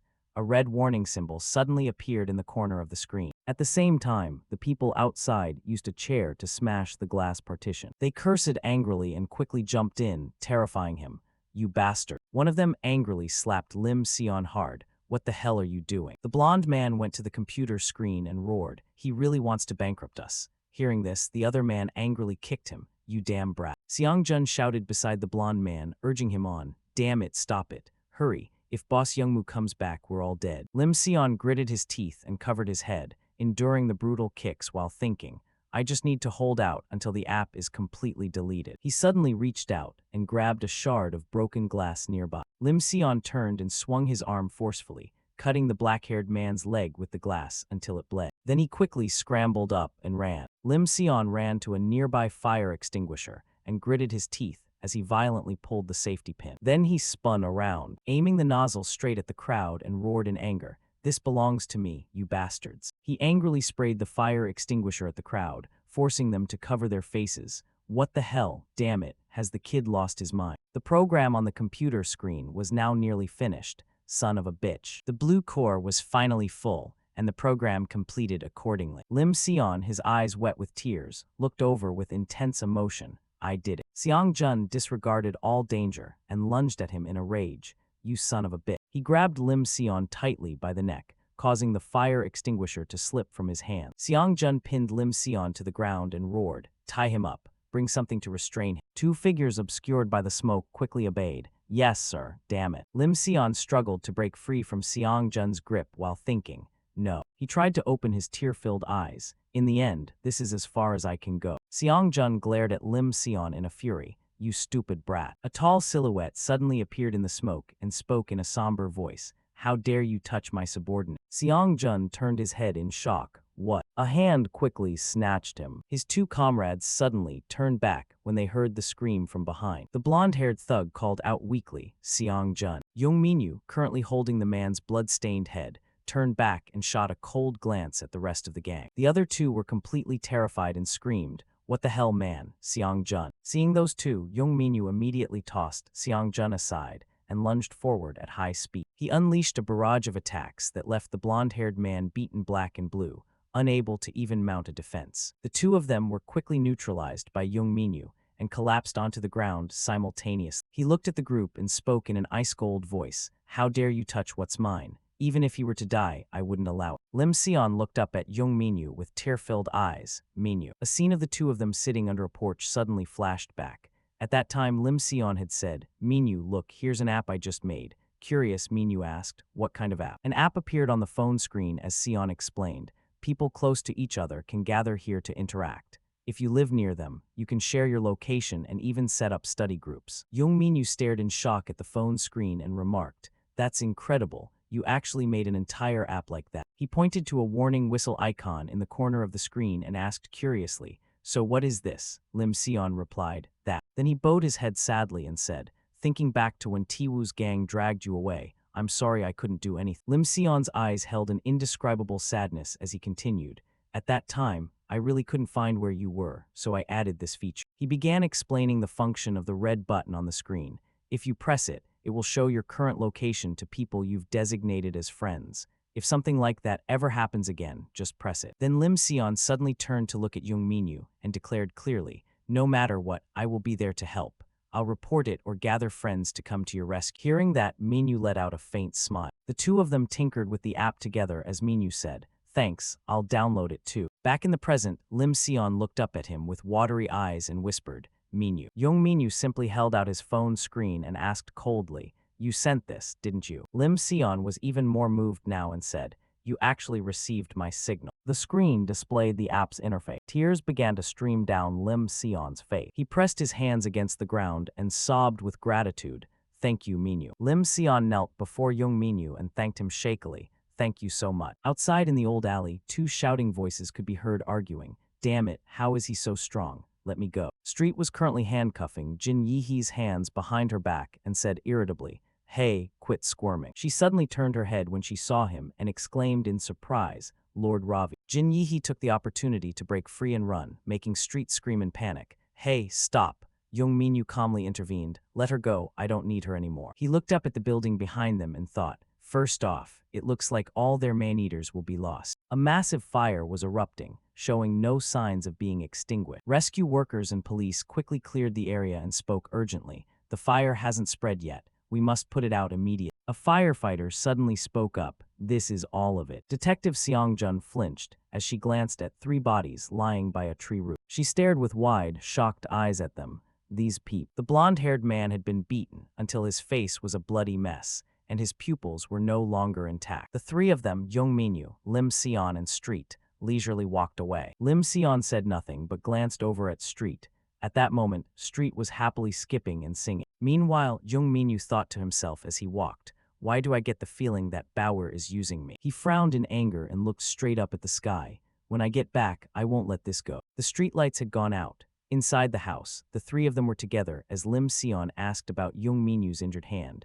"Are you sure you don't need to go to the hospital?" With a resolute tone, he replied, "I'm sure. Going there is too much trouble." Lim Sion smiled slightly, his voice full of appreciation. "Thank you, Minyu. I only sent that signal as a precaution. I didn't think you'd actually show up." Young Minyu suddenly realized something, as if just remembering. He continued, "It was a coincidence on my way here. I didn't even." Street quickly covered his mouth to stop him from saying more. "Were you about to say that everything was just a coincidence?" Along the path where Jin Yihee was leading them, Street gripped her by the collar and interrogated her. "Is this really the way to your hideout? If you dare lie to me, just look at that guy from earlier as an example." Jin Yihee replied resentfully, "You're doing all this for your friend Lim Sion. Is that why you're willing to push things this far?" Hearing this, Young Minyu figured it out and interrogated her psychologically. "What? You're holding Lim Sion? No wonder I haven't seen my #1 slave at school late." Jin Yihee seemed to snap and replied irritably, "What? If it's not for your friend, then what's your motive?" His phone screen flashed with a notification bell. Street whispered to him about the matter. "You absolutely must not mention the word coincidence here.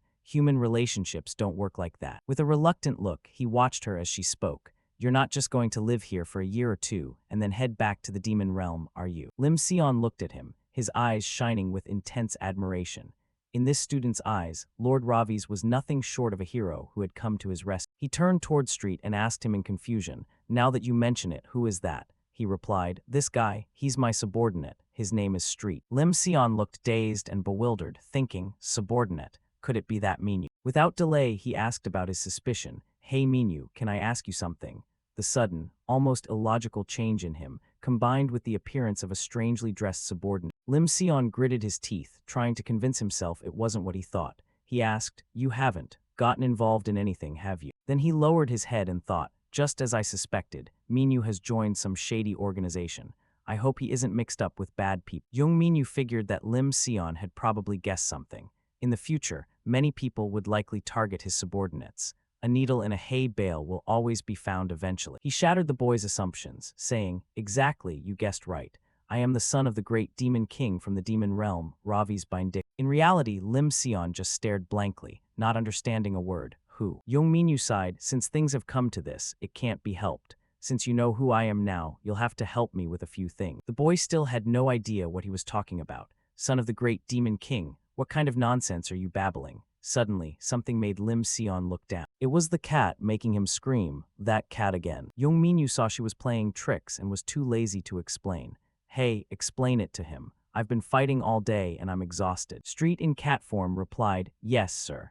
Then she said to Sion, Perk up those ears and listen closely to what I'm about to tell you. Seeing this, Lim Sion froze in fear and screamed at the top of his lungs. A talking cat. Scene changed to Youngmu tied up in a vehicle. Detective Seong Jun said, "Everything has been burned to the ground. We're heading out first." With a tattered face, he was now filled with regret. That bastard. I should have killed him when I had the chance. I should have killed him. Suddenly, someone approached looking very sinister. "Who are you? This is a restricted area." It was Bauer Hilt. He stepped forward, placed a hand on Detective Seong Jun's face, and told him to shut up. Then the detective fell to the ground. He walked up to Han Youngmu. "My poor child, you look pathetic." Seeing Bauer Hilt before him, the man screamed, "Lord Bauer, I will kill that bastard." Bauer Hilt replied coldly, "Let's talk while we walk." In the forest, Detective Seong Jun was lost in thought. "We just received a report that all distribution points have been suppressed. Who on earth did this?" Holding a bag of the drugs, she mused. This stuff was even approved by the Ministry of Food and Drug Safety. Clenching the bag in her hand, she was furious. A massive amount has already reached the students. Those goddamn bastards. Detective Seong Jun was now crawling up from the ground, groaning. "My head is killing me." Worried, she ran over and asked, "Detective, are you all right?" He replied urgently, The car, check the car first." By now, Han Youngmu had vanished. She was utterly shocked. No way. She thought anxiously to herself, what the hell? Where did that bastard disappear to? In the school where Bauer Hilt was located. Han Youngmu knelt down. "Lord Bauer, please give me one more chance." He screamed as if going insane. "Give me more drugs. If I have more, I'll take that bastard's life." Bauer Hilt, holding one of the burned flowers, said coldly, "Do you have any idea how valuable the flowers that were just burned were? All around were charred corpses, with cold purple flowers growing on them. Do you know how much effort I put into collecting these people?" He looked at the flower as if it were the last one. "Humans are just a bunch of trash not worth trusting. My precious flower." Han Youngmu pleaded in terror. "Just one more chance, I beg you. I will definitely kill that bastard." Without letting him finish, Bauer Hilt thrust the flower through his eye, making him scream in agony. "My eye." Bauer Hilt said nonchalantly, and without mercy,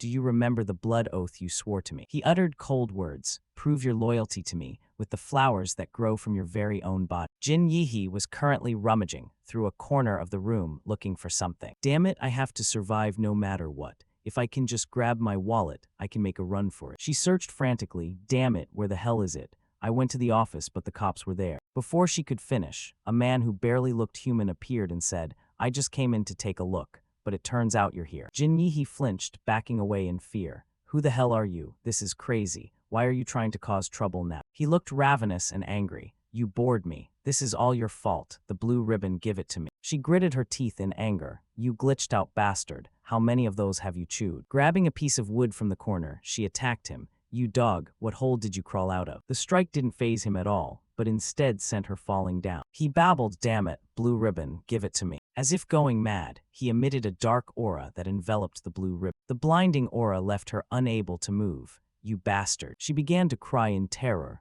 "I don't want to die like this." From the black smoke, Bam appeared. "If this happens, Ravi's is going to be really annoyed." Jin Yihe didn't recognize him and just screamed for help. Who is it? Help me, please." Bam's voice was cold and merciless. "Sorry, I'm not that strong. Besides, you already have a place reserved in hell, so you might as well just accept your fate." Bitter and humiliated, she sobbed in fear. "Hell, you bastard." Bam let out a laugh that was enough to terrify anyone.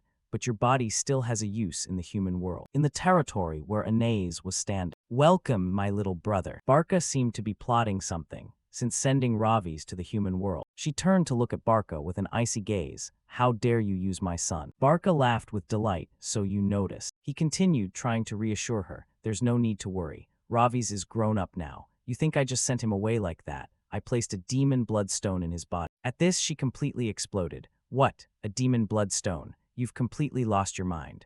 Are you planning to announce to the whole world that the son of the great demon king is alone in the human world?" Seeing her worry, he was too lazy to explain further. "Sister, why don't you try trusting Ravi's a little?" She replied calmly, "It's not that I don't trust Ravi's. I'm worried about the way this world works." She continued, "Even the smallest crack can make everything collapse. The world is that unstable right now." Barca dismissed her thoughts and said, "Ravi's is much stronger than you think. He's like me, combative, with fighting power far beyond anyone else." Furious, she grabbed Barca by the head and scolded him. "You brat, that's exactly the problem. If even a single hair on Ravi's soul is damaged, both you and I are dead. Understood?" Realizing he wasn't a child anymore yet was still being bullied by his sister, he grumbled, "How old am I that you're still hitting me in the head?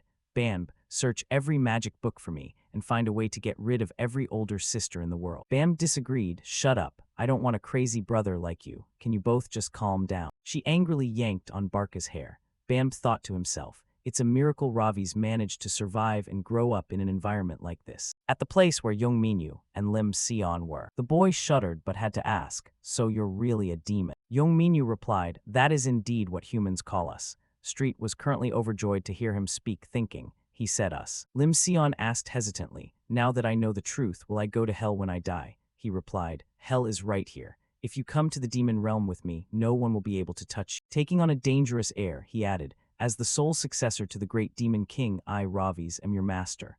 Terrified, the boy refused. "I don't need protection. I don't want to go to a place like that." Seeing how scared he was, Estat teased him. "Just try turning back, and I'll pull out Bam's eyes and suck on them like lollipop." Lim Sion wondered, then what really happened to Minyu? Street, in cat form, replied, "He was destined to die anyway. In principle, only the bodies of people like that can be used as vessels." He bit his lip, a look of sorrow on his face. "Impossible. Why did Minyu have to die?" Young Minyu saw him like that and said, "Don't be so gloomy. We'll all see each other in the demon realm in a few decades anyway." Lim Sion looked completely helpless, trying to accept it. "So it's confirmed that I'm definitely going to the demon realm." Seeing his sadness, Minyu turned to Street and said, "Humans really do have a pointlessly rich imagination. The demon realm is actually quite a fun place, isn't it?" She agreed. "Yes, that's right." Her voice sounded threatening as she added, "Our home is filled with the smell of blood and screams." The cat's demeanor made Lim Sion even more scared. "Please stop." Young Minyu looked at Lim Sion and instructed, "You have a long way to go before then. Don't worry, just treat me as you did before, and don't reveal this to anyone." Terrified, Lim Sion replied, "Yes, sir." Young Minyu began to move. "Man, my body is aching again. I'm leaving." Street's voice echoed, "Let's go together, Lord Ravis." Young Minyu was now exhausted. "My head hurts. Did I use too much of the demon bloodstone's power?" Suddenly, Young Minha appeared excitedly holding a birthday cake. "Brother, happy birthday." Young Minyu didn't even know it was his birthday. "Me, birthday?" Young Minha laughed with delight. "Mother and I worked hard to make this cake yesterday. I can't guarantee how it tastes though." Placing a birthday hat on his head, she said, "Mom and Dad will be home soon." She held up a camera and said, "All right. Let's start with a birthday selfie." Young Minyu seemed to see something on her face. She smiled and explained it away. "Some guys were bullying an old lady with a cart, so I stepped in. It was nothing, I just did something unnecessary." He thought to himself, helping someone else when you aren't even strong yourself. How strange. She held out a spoonful of cake to him. "Anyway, you must be hungry. Here, eat." He took a bite, as if he were tasting a gourmet delicacy. "What is this? It's white, soft, and sweet. What is this flavor?" While they were enjoying themselves, Young Tisik barged in furiously. "Damn it." He stomped in angrily. "Find out where the bastards who threw eggs at me live. I'm going to kill them all." The henchman replied, "Yes, sir." He lost control of his anger and punched the subordinate following him.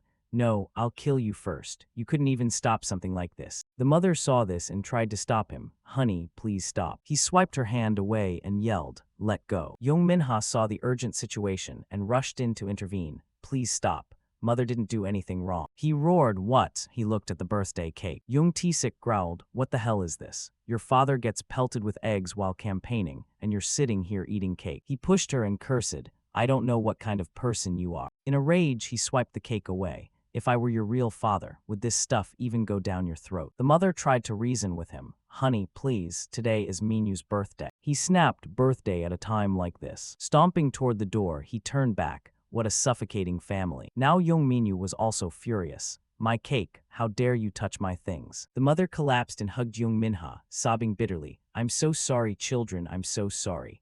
The girl comforted her. "No, Mom, you didn't do anything wrong." Young Minyu's gaze was ice cold as he thought of Young Tisik. That guy really is one ultra-arrogant mortal. In the office, Young Tisik was in a state of rage. "That bastard Why Youngmu isn't even sending money and has cut off all contact. I don't know what hole he's hiding in." He gritted his teeth. "If we want even a single photo with Assemblyman Park, we need to pay up first. That goddamn Why Youngmu." The henchman replied, "I'll do my best to find him, sir." Clenching his fist, Tisik said, "It's infuriating that we have to grovel before a bastard like that just to raise approval ratings. And every one of these trash piles is acting like garbage." A henchman rushed in from the door. "Sir, a video of Minha is spreading rapidly online." He asked urgently, What video?" The man held out the video for him. Please watch this, sir. In the video, Jung Minha was recording the bullies with her phone. Hey, you guys, I'm recording everything. Stop it. A bully yelled, hey, you crazy girl, who do you think you are to interfere? She snapped back, why are you bullying an old lady? You bastards. He yelled in rage, you bitch. Then the voices of people around them, hey, just let it go.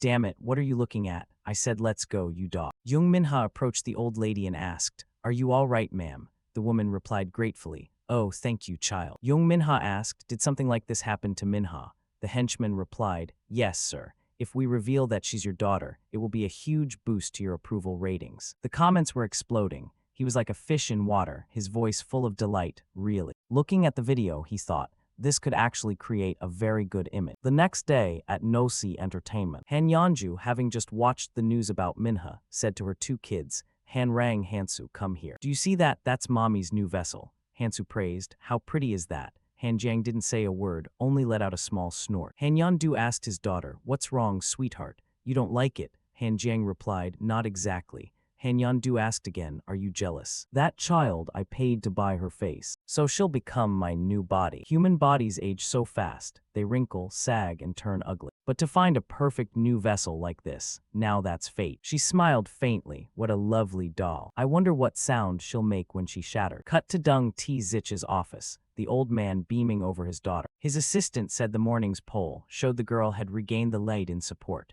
With this momentum, you won't face any problem. They said Deng Minha's video will also air on the 9 o'clock news. T-Zich chuckled smugly. The 9 o'clock news, perfect, marvelous. Who would have thought the kid who used to blabber nonsense would turn into such a boon?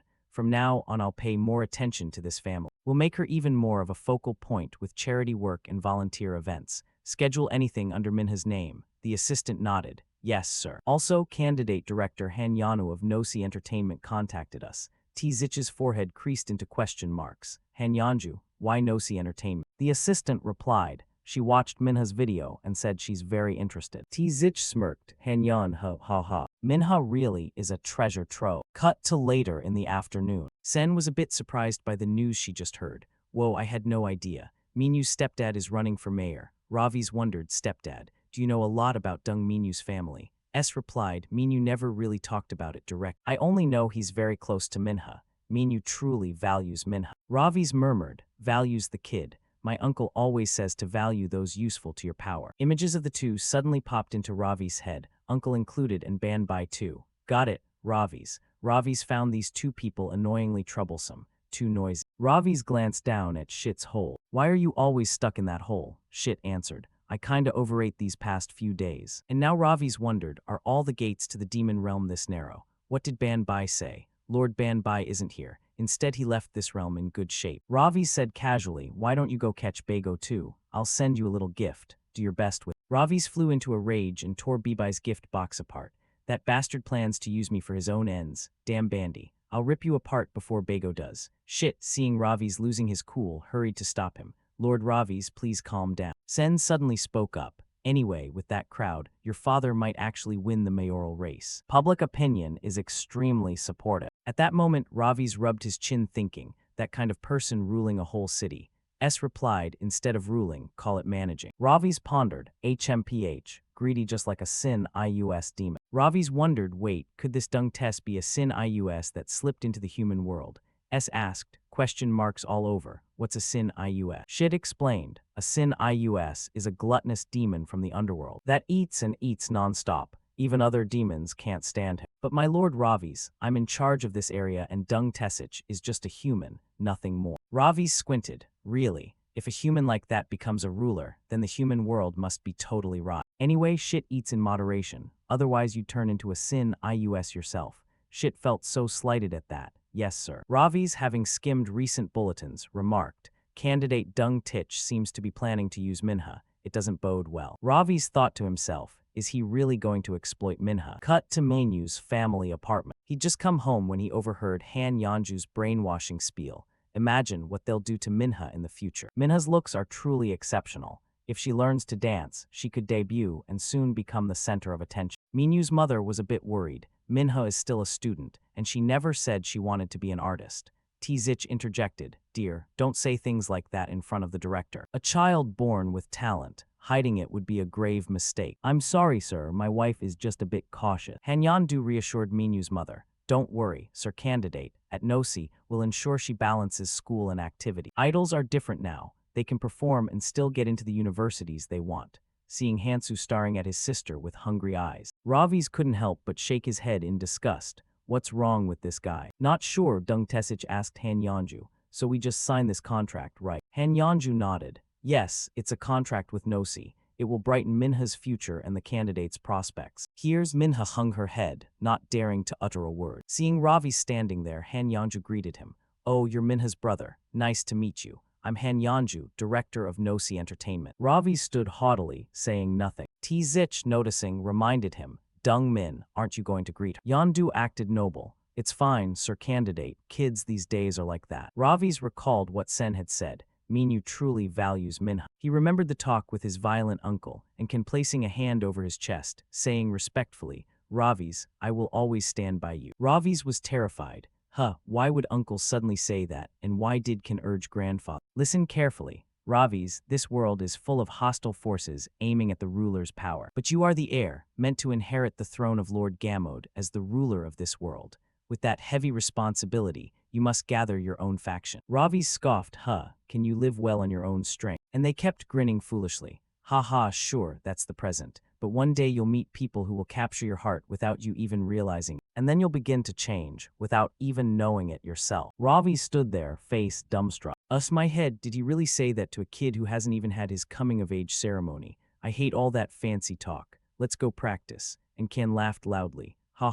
Truly my grandson of the present. Ravis put a hand on Minha's shoulder. He asked his sister, Dung Minha, do you really want to do this? Minha looked up at Ravis, big brother. Ravis replied, if you're being forced, say so and I'll sort it out properly. Minha fell silent, remembering the times Jung Tisik bullied the three of them. The old man slapped Minyu's mother. What? Leaving, you ungrateful wretch. How dare you forget my kindness? Go make trouble all you want, but you can't take Minyu or Minha anywhere. Their names are already in my household registry. Minyu's mother begged through tears and snot. Please, please let us go. Jung Tisik shouted. Try it and see if you can survive with not a single penny in your pocket. Minha stood up to defend her brother. Grandpa left us things. They're not yours, uncle. Jung Tisik ground his teeth in anger. You're just like your wretched mother, so naive. Do you know the real key to surviving in this house? Once I seize something, it's mine forever. Remember that well, you're my daughter. Jung Minha, after a struggle of thought, finally spoke. Yes, this is my choice. I'll do it on one condition. If I earn money, put it in my name. That's my condition. Minha's face filled with determination. She thought, I'll save mom and my brother from that monster. Jung Tisik was slightly surprised but smiled. A condition? Minha, that's only natural. Your effort belongs to you alone. Han Yongju said, deal then. Shall we sign the contract now? Jung Tisik responded insincerely. Director, please take care of Minha. She is more precious to me than my own life. Minyu's mother anxiously asked her daughter, Minha, are you sure? Minha smiled and answered, yes, Mom, trust me just this once. The girls smiled at Ravis. Thanks for worrying, big brother. Ravis was silent and thoughtful. Cut to Han Yongju and her family on their way home. That hag Yongju gushed over Minha. The more I look, the more perfect she is, my new vessel. The looks, the gaze, even that rare purity you don't see these days. I love everything about her. Hansu said, but that young Minyu guy, he seems off. Han Yongju asked her daughter, Han Young, what do you think? Han Young replied, Minha's brother, I sense something special. He's definitely not human. Han Yongju smirked.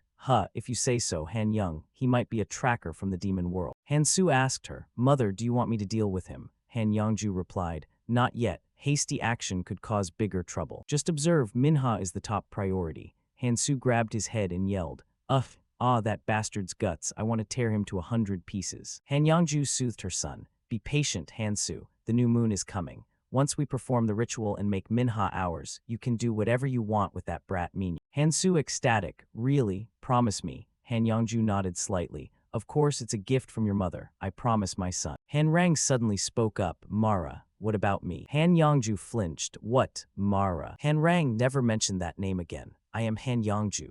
No, I will be reborn as Jung Minha. No demon king, no 12 dark thrones. Nothing can stop me. I will not fail this time. The next day, Minha stood before the Nosi entertainment building. The girl took a deep breath and let it out. I can do this. Minha walked straight into the lion's den without realizing it. Mara introduced the girl to the others. Everyone, pay attention. I am going to introduce you to the newest member of our family, Minha. You've probably already seen her on social media. Minha will be the leader of the group Jira. A girl named Hyen questioned, Director, isn't this decision a bit sudden? I've been training in the leader position all this time. Mara praised her while simultaneously pushing her down. Hyen, you've done well. From now on, support Minha as her companion. Mara turned to leave. Do your best, Minha. Minha nodded, yes, ma'am. After Mara left, the bullying officially began. Hyen interrogated Minha. Think you're a big shot just because you have your daddy backing you. Minha was confused. What? Hyen said angrily. The mayoral candidate's daughter, huh? Must be nice to rely on connections. You think you can just snatch the center position I've bled for over the last 4 years? Didn't you say you wouldn't sign unless you were made the leader? Minha was surprised. No, I. Rage surged into Hyen's head, and she scratched Minha across the face. No, my ass. Let's see how far your backing actually gets you. Minha's beautiful face was now blading, but the girl could only endure it, not daring to fight back. Scene changed to Mara and her 2 children's resident. Hansu watched the classic bullying scene through the cameras and let out an exclamation. That's amazing. Mother is going to go crazy over this. Hansu pointed, Mother, look at this. Mara was puzzled. What is it? Hansu recounted what had happened. Hyen scratched Minha's face. Look at the blood. Mara gritted her teeth in rage. That insect. She's worse than trash. How dare she leave a scar on my precious vessel? That evening at the park, Ravi's group was discussing the news. So Minha is debuting. This is huge, Street said. Nosi is really famous, right? That kid could rule the human world if she does well. Sion remarked, Street seems to know a lot. Street tilted her nose up and laughed. Ha ha, I've lived in the human world for 200 years. Didn't you know? Ravi's folded his arms and said, if it's the kid's wish, it's none of my business. But that chairwoman and her children, they make me feel uneasy. They have no demon energy, yet they didn't flinch before my aura. It's possible there are demons hiding in the human world. Street spoke up. Demons who have lived here for a long time can hide their energy easily. It's better to be careful. But Lord Ravi's, stop shooting those fiery glares from Minyu's body. Sion agreed, exactly Minyu.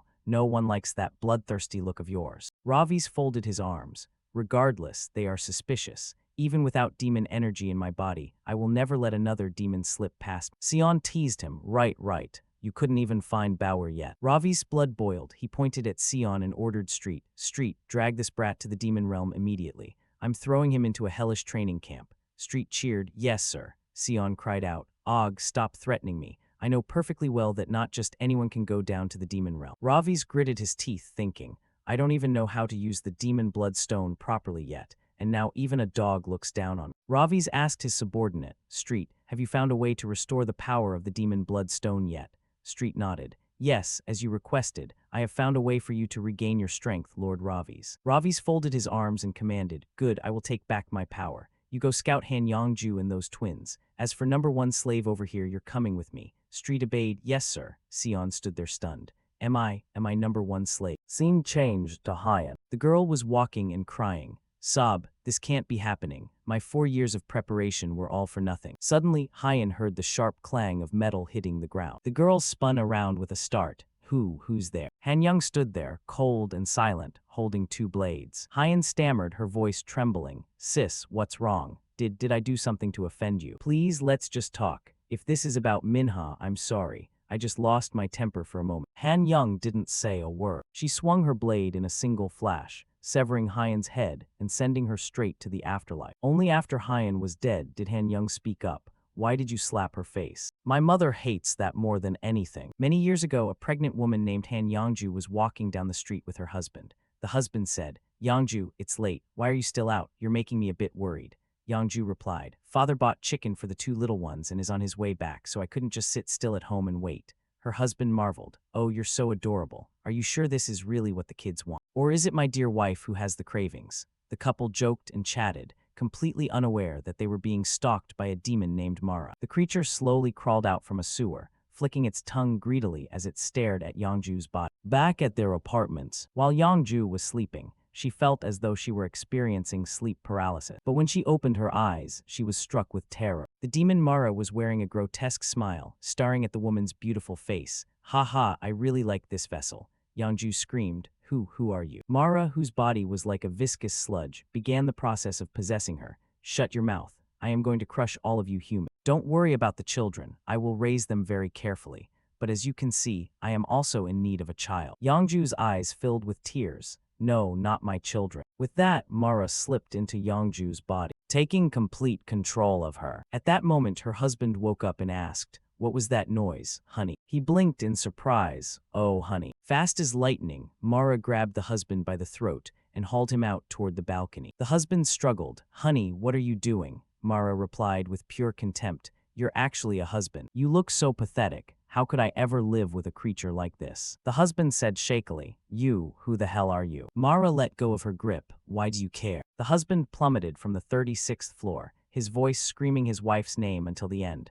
"No, Yangju." With a sickening thud, the husband's body turned into a mess of broken remains. Mara cradled her pregnant belly, wearing a demonic smile. "Ha ha, this body belongs to me now." Scene changed to the delivery room. Mara was thrashing violently, ignoring the doctor's pleas. "Please try to stay calm, ma'am." The nurses added, "What are you doing? Someone hold her down." Mara continued to scream curses. "Ah, this hurts like death. What are you all waiting for? Get these filthy things out of me right now. Get them out before I kill every single one of you." Ah, this is all that bitch Ineas's fault. Ineas was Ravi's mother and the consort of the demon king Gamu. After the twins, Hansu and Han Young, were born, the nurses couldn't help but marvel, though their faces were etched with horror. What is going on with these children? This is impossible. It's like they're literally radiating demonic energy. Scene changed to Mara's apartment. She was struggling with postpartum weight. "My body feels so sluggish. It must be because I just gave birth. Look at this hideous belly fat. I wonder when it will finally disappear." Hansu reached out his hands, crying for his mother. Mara looked at him with blatant boredom.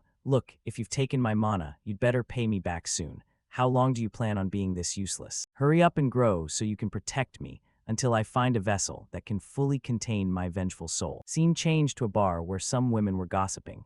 "I know she's in shock because her husband committed suicide, but don't you think this is a bit much?" Her black-haired friend said, "Consolation has its limits, you know. She's no longer the Yangju we used to know." The blonde girl wondered, "What about the kids?" The black-haired friend replied, "She doesn't even let anyone see them. I heard she's hardly ever at home anymore." The blonde girl sighed. She was so happy when she finally got pregnant after all that struggle. And yet, Mara in Yangju's body was flirting with a man. "You said you work for a TV station. Then you must know many beautiful and handsome children, right?" Mara blew out a puff of smoke, sending the handsome man into a deep slumber. "Oh, what's happening?" Now that she had her prey, Mara wore a twisted smile. "Ineas, there is no shortage of young and beautiful things, even in this living hell. I will turn each and every one of them into mine, and one day, I will kill you with my own hands." Scene changed to the present. Mara was shedding crocodile tears. Inspector Hilt was a girl destined to be the center of our upcoming debut group. She was talented and more highly anticipated than anyone. Detective Seong Jun wondered, did the victim have any conflicts with colleagues, or perhaps she was being stalked? Han Yongju cleared her throat.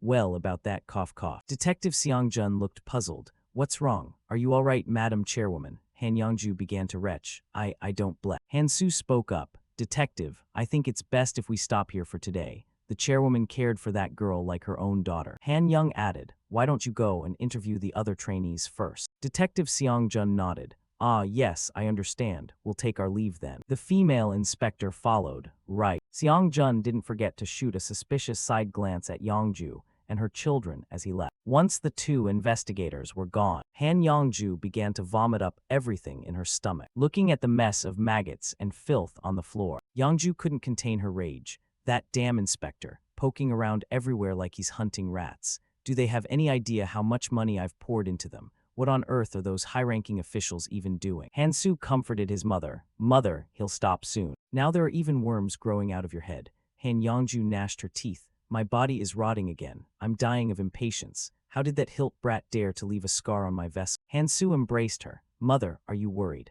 I'll have Young Minha's body ready for you soon, so don't be too stressed, all right?" Han Yongju stared with wide eyes. "That's right, Hansu. Get started immediately." Scene changed to the practice room. Hansu was intimidating the female trainees. "I'm sure you've all heard the news about Hein. Some bastard, or perhaps some bitch, did this. This world is full of psychopaths who would dare to attack a high school girl with a knife in broad daylight. I am worried for your safety. To stabilize this atmosphere of anxiety, we will begin dormitory life starting tomorrow. So please be fully prepared when you come into work." Minha wondered, a dormitory. Is that absolutely necessary, sir? Hansu asked back, is there a reason you can't? Don't you know that idle dormitories are a mandatory requirement? Minha hesitated, but she thought to herself, if I'm not at home, mother and brother will be. Han Young said coldly, you certainly have a lot of demands. If you really can't do it, I'll stop you. Hansu sent a telepathic message to his sister. What do you think you're doing? The moment you leave a single scratch on her face, mother will kill you. Hansu smiled brightly and said, Minha, you understand, right? Han Young is just very concerned about Hyan. She's extremely sensitive right now, so please don't anger your scary older sister and just listen, okay? The chairwoman will explain everything to your parents, so pack your bags and meet us here tomorrow. Understood. The other girls replied, yes, sir. Only Minha stood there with a lingering worry. Living in a dorm. I'm a bit anxious because my brother has been changing so much late. Scene changed to Lim Sion's house. The boy was straining every muscle to lift two 8 kg dumbbells. Ravi's lifted a 30 kg dumbbell with one hand effortlessly. Watching this, he thought with concern, he calls that training. HMPH, how pathetic. Ravi's looked at the small amount of mana in his hand. My pathways are slowly becoming stronger. I can suppress humans using mana, but if I encounter a magic beast in this state, it will still be a difficult fight. Ravi's gritted his teeth. That bastard Bamb. If he's going to use me, he should at least teach me how to control the demon blood stone. Not long ago from Bamb, I should include the instructions for the demon blood stone in the letter. To my dear friend Ravi's, since you are still so weak, I will give you two gifts. First is the way to control the demon blood stone. Originally, bloodstones were used to suppress the mana of prisoners. That's right. The bloodstone contains the mana that was sealed within your remaining vengeful soul. I've modified it slightly so it can directly link the mana in your soul to your human body. That power will only be fully released once the demon bloodstone is broken. Writing this, Bamb laughed like a madman. That means you have to strike your own left eye to shatter the stone. And as for the second gift, I've sent that child to you. I'm sorry, I love you, and I entrust my friend to your care. Bamb looked at the gift in his hand and thought, there, now I just need to send this letter to Ravi's. Read it carefully and find your strength again. And the result was that Ravi's never read it. Ravi's was only now beginning to suspect. Could the method have been written in that letter? Just then Street came rushing in panting. Lord Ravi's, something terrible has happened. Lim Sion was startled, thinking, it's running on two legs. Ravi's asked, what now? Street spoke breathlessly about Han Yongju and the twins. Ravi's asked, what about them? Street announced in a panic, it's Mara. That chairwoman Han Yongju, she is Mara herself. Lim Sion was confused. Mara, who's that? Street replied, she is the greedy witch, one of the 12 dark thrones. It seems Mara Bariak has seized a human body and is living here. Ravi's let out a smirk. Heh. So that woman has been hiding here all along. Many years ago, at a lavish party for the demon realm nobility, several women couldn't help but sigh at Ineas's beauty. Madam Ineas, you truly are the most beautiful goddess in the demon realm. Your nobility shines even when you are silent. How can someone be this beautiful? The highborn Ineas said, to have beautiful lips, you must first learn to keep the truth in your heart. A female demon marveled, truly a lady of grace. Every word you speak is like poetry. It is because you speak the truth that you are always so beautiful. Another female demon, somewhat heavier, interjected, I've just had my daughter learn the art of eloquence, hoping she might one day assist Madam Ineas. I want to teach her that words can be as sharp as a blade, just like one's character. Ineas reached out her hand and said with a smile, I see, then I shall grant the young lady a blessing, the blessing of the silver tongue. The girls cheered with joy. Oh, thank you so much, Madam Ineas. Mara watched this display of flattery with envy, truly ridiculous. A female demon nearby said, Madam Belak, you look quite magnificent as well. Mara bit a worm in half and wore a cunning smile. Thank you, I shall grant your daughter a blessing as well. May she sink into a sea of desire and die in utter agony. The girl was completely traumatized by those words. Mara gritted her teeth in anger. Just you wait. I won't let this go. In the present, Street stared blankly at Ravi's. Is Madame Mara Belak furious with Madame Ineas? Ravi's nodded. According to my mother, she's been like that since she was a child. Naturally, my mother couldn't care less. As soon as she was promoted to the 12 Dark Thrones, she was caught stealing from the Well of Demon Souls. So she fled to the human world and turned it into a living hell. Lim Sion adjusted his glasses, puzzled. But why would that witch approach Minha? Besides, she might already know you are Ravi. The young man nodded. I've thought of that too, but if she knew, we wouldn't have lived in peace for this long. Anyway, at this stage, I can't defeat her, and those twins aren't ordinary either. Street put her hands on her hips and said, then we must increase the mana of the bloodstone. I'll go prepare immediately. Her face grew cunning. preparing for the first stage of the witch hunt, neighborhood trash cleanup. Scene changed to the supermarket. Minha was shopping with her mother. Minyu's mother cautioned her, Minha, if you want to quit even now, just say so. Ever since you started working, so many bad things have happened. I'm so worried. Minha reassured her, it's all right, Mom. Manager Han said the culprit will be caught soon. He was clearly just killing people at random. Minyu's mother asked, you've always dreamed of becoming a veterinarian, haven't you? Minha glanced over at a bag of dog food. The girl thought to herself, to make that dream come true, it will take a very long time. I want to free Mom from that hell as soon as possible, with my own strength. The girl quickly put on a smiling face again. Mom, opportunities like this aren't easy to find. Dreams often change. I'll become famous quickly and earn loads of money. Minyu's mother looked sad. If you live in a dorm, I won't be able to see you much anymore.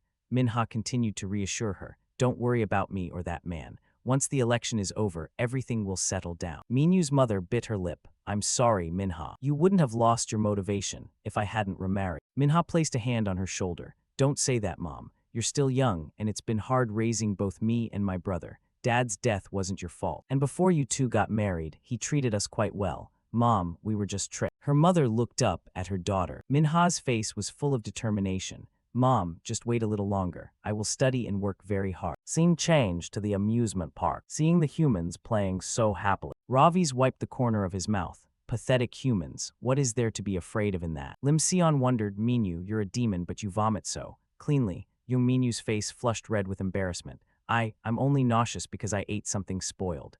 Lim Sion sighed, look at what you're saying. I told you that you shouldn't have played. Ravi's gritted his teeth in anger. I am never going to play that ever again. The three leopards came to a halt in front of a haunted house. Ravi's asked, Street, is it here? Street nodded. Yes, Lord Ravi's, it is definitely here. The demon imprisoned in the human world recently escaped surveillance, but I tracked him down with my keen instinct. Beside him, Lim Sion's legs had turned to jelly. Ravi's asked further, so, what is his name? Street replied, he is known as Scream. He can transform human screams into a source of mana. He converts the sound waves of fear into demon realm energy to sustain himself. So bringing someone who can scream loudly here will attract his attention. Ravi snapped his head toward his friend. Really, you're finally going to be useful. Lim Sion flinched.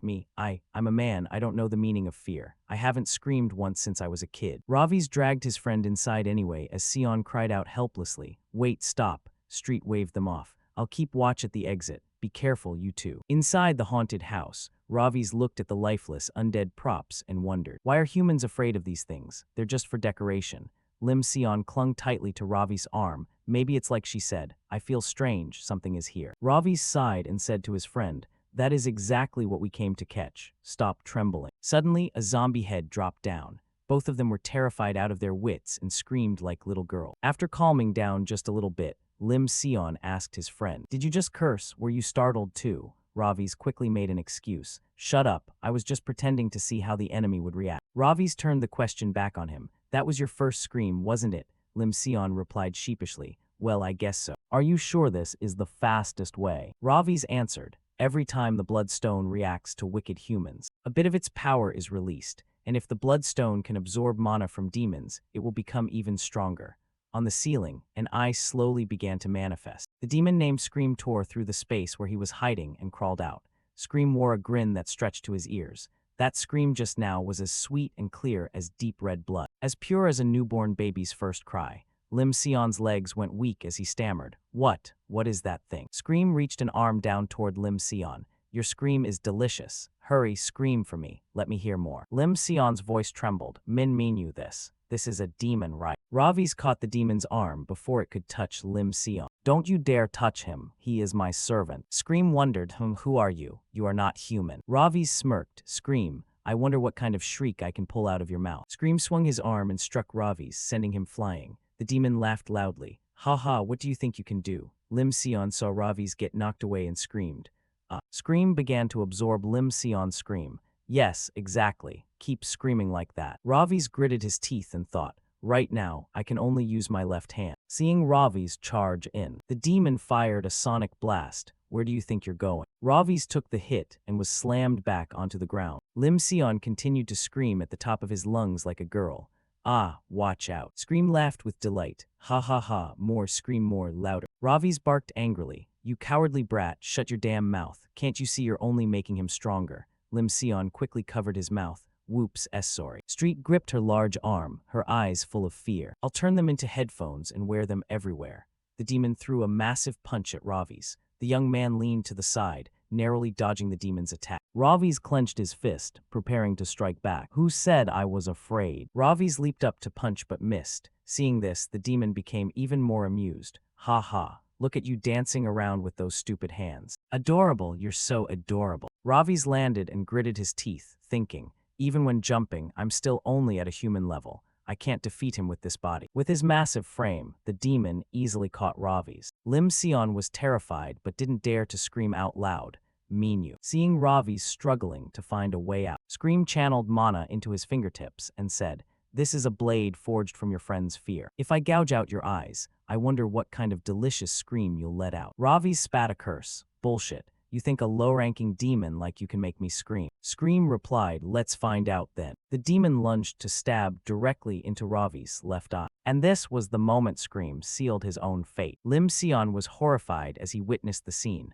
Oh no, no. Shards of blood-red fragments fell away, and Scream flinched in surprise. What is this? A smirk played on Ravi's lips. What do you know? My vision has finally become clear. Bamb had previously written in the letter that Ravi's tore up. I've made a few modifications to the bloodstone, so that the mana sealed within your vengeful soul links to your human body. But that power will not be fully unleashed until the bloodstone is shattered. Ravi smiled radiantly as he channeled mana into his hand. That bastard Bamb. Did you really hide the method to awaken the bloodstone like this? Scream began to panic. Impossible. Why can't my blade of screams gouge the eye of a mere mortal like you? Ravi's clawed at the demon's hand. Because I am no mortal. Scream cried out in pain and released Ravi's. The young man hit the ground and immediately ordered Lim Sion. Hey Sion, open your mouth and scream. Lim Sion was confused. Won't the screaming make him stronger? Ravi's roared. Stop talking and just scream. Lim Sion clenched his fists and thought, I don't know what he's thinking, but I guess I just have to trust Minyu. Sion took a deep breath and screamed at the top of his lungs like a girl. Scream automatically absorbed the sound and laughed with delight. Ha ha ha, delicious scream. Ravi's looked down at his feet. With the bloodstone awakened, the seal on my right leg is broken.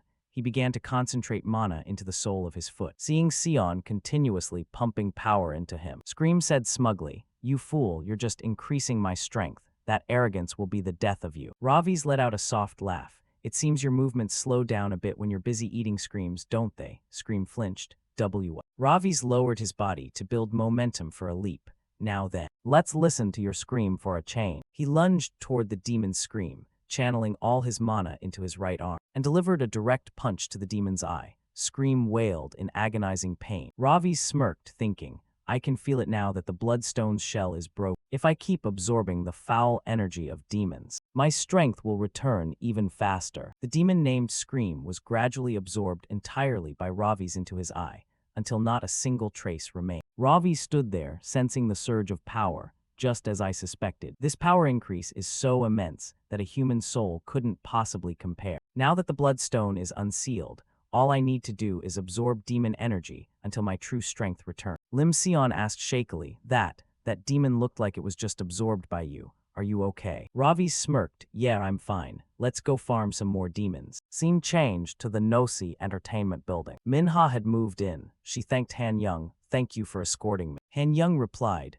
unpack and don't go anywhere until rehearsal. Minha nodded, yes ma'am. Han Young left coldly, slamming the door shut. Minha bit her lip and clenched her fists, thinking, mother, brother, I can do this. The girl still had no idea she was being watched by a madwoman. Mara was clawing at the screen until her nails nearly flipped back.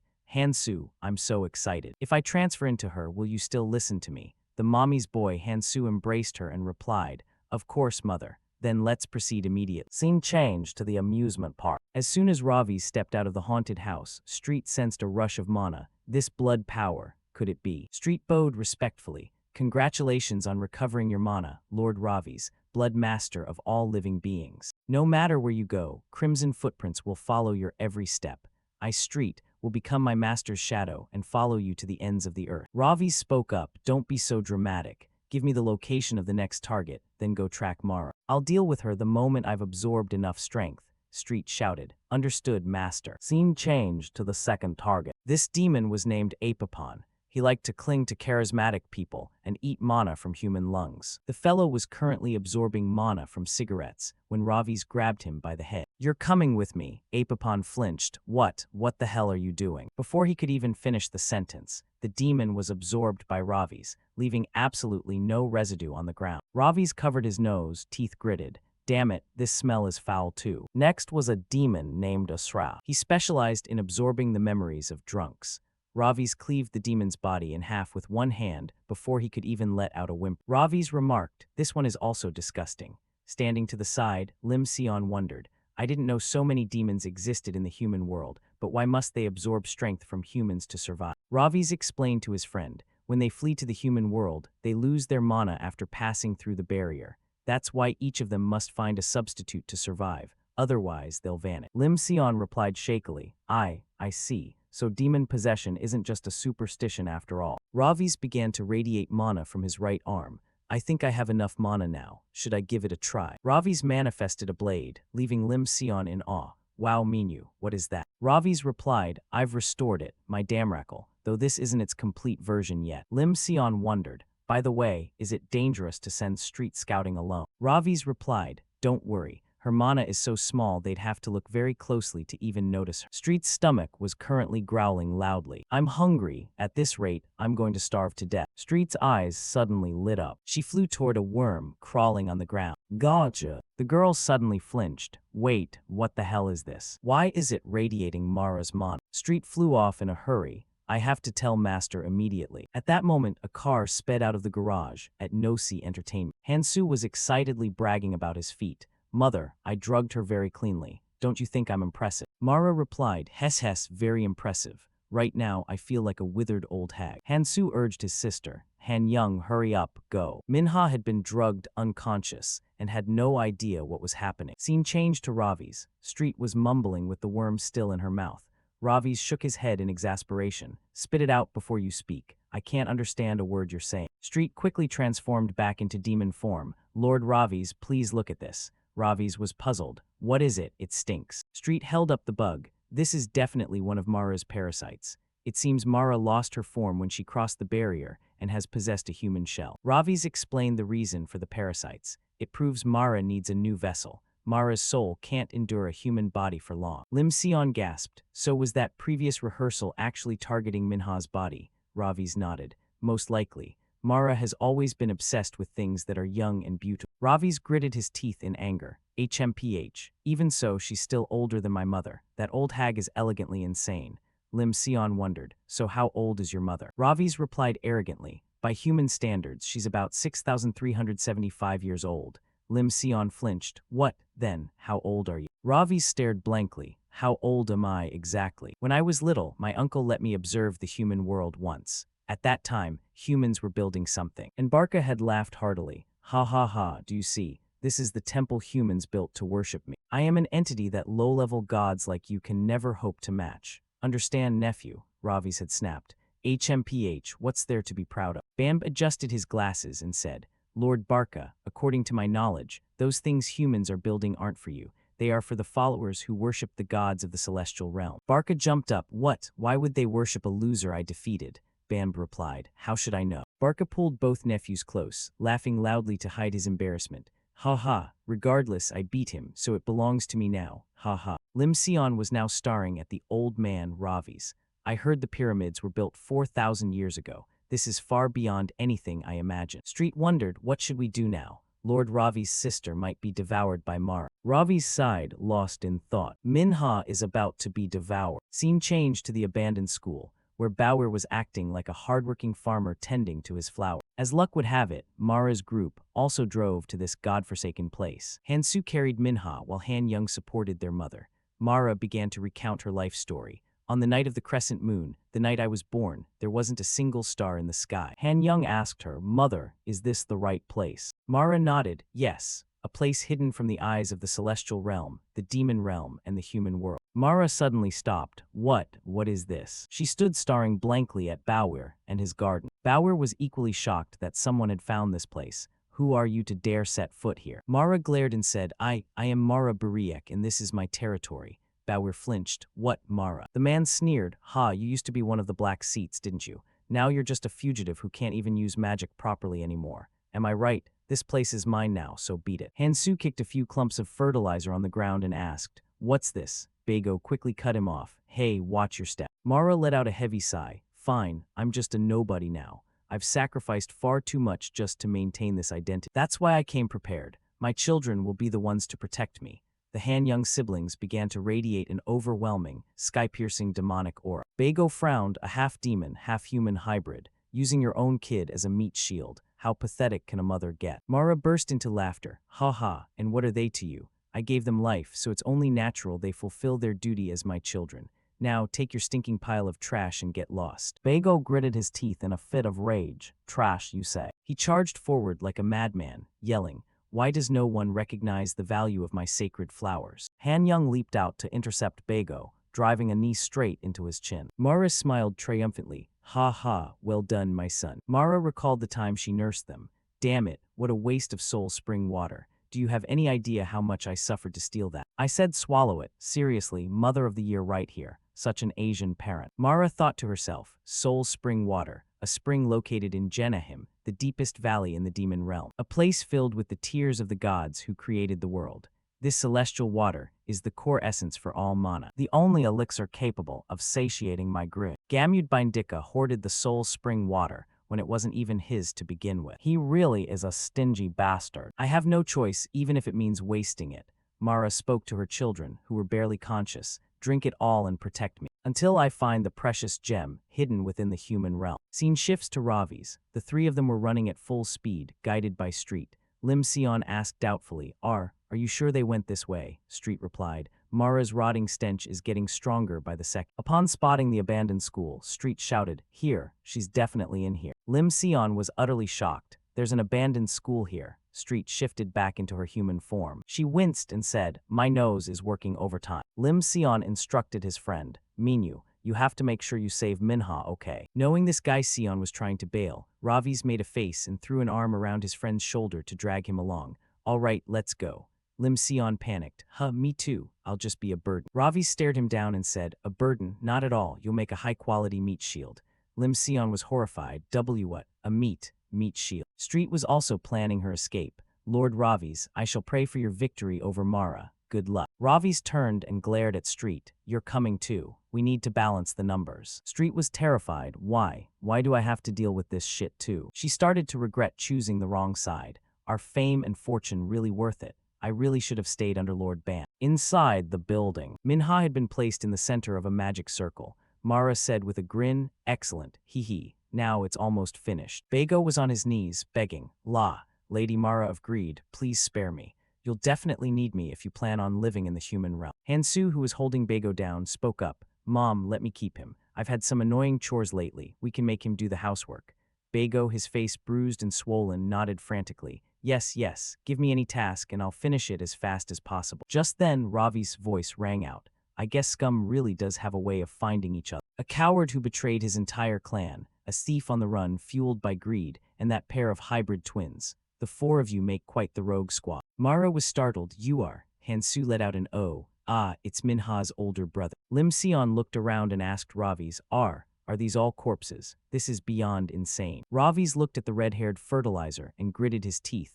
"I was wondering where he'd crawled off to. Turns out he was here. See that? Shut up, Sion. If I hadn't saved you, that would have been your end. So from now on, you better do as you're told. Got it?" Lim Sion thought tremblingly. How disgusting and terrifying. This really is a world of demons. Bago gnashed his teeth. You're the one who ruined my plan." Mara narrowed her eyes slightly. "I knew he wasn't an ordinary human." Hansu said smugly, "See, I told you I have a good eye for people. Mom, do you know who he is?" Lim Sion blurted out before he could think. "I'll just introduce him flat out so everyone knows. This is Lord Ravi's Bindika, the one and only crown prince of Demon King Gamud. He was exiled to the human realm for slaughtering the entire Hilt clan." Mara gritted her teeth in anger. "What? Ravi's Bindika, you're Ineas's criminal son." Bago shouted in fury. "Ravi's Bindika, you're the dog who murdered my whole family." An idea suddenly struck Bago. "Wait, this is my chance. Right now, he's not that bloodthirsty butcher, just a prisoner trapped in a mortal body. I can avenge my clan with these very hands. Mara hissed every word. Inya's that interfering bitch. That slut even sent her son to the human realm to meddle in my life. Street looked ready for battle, while Ravi's remained calm, thinking,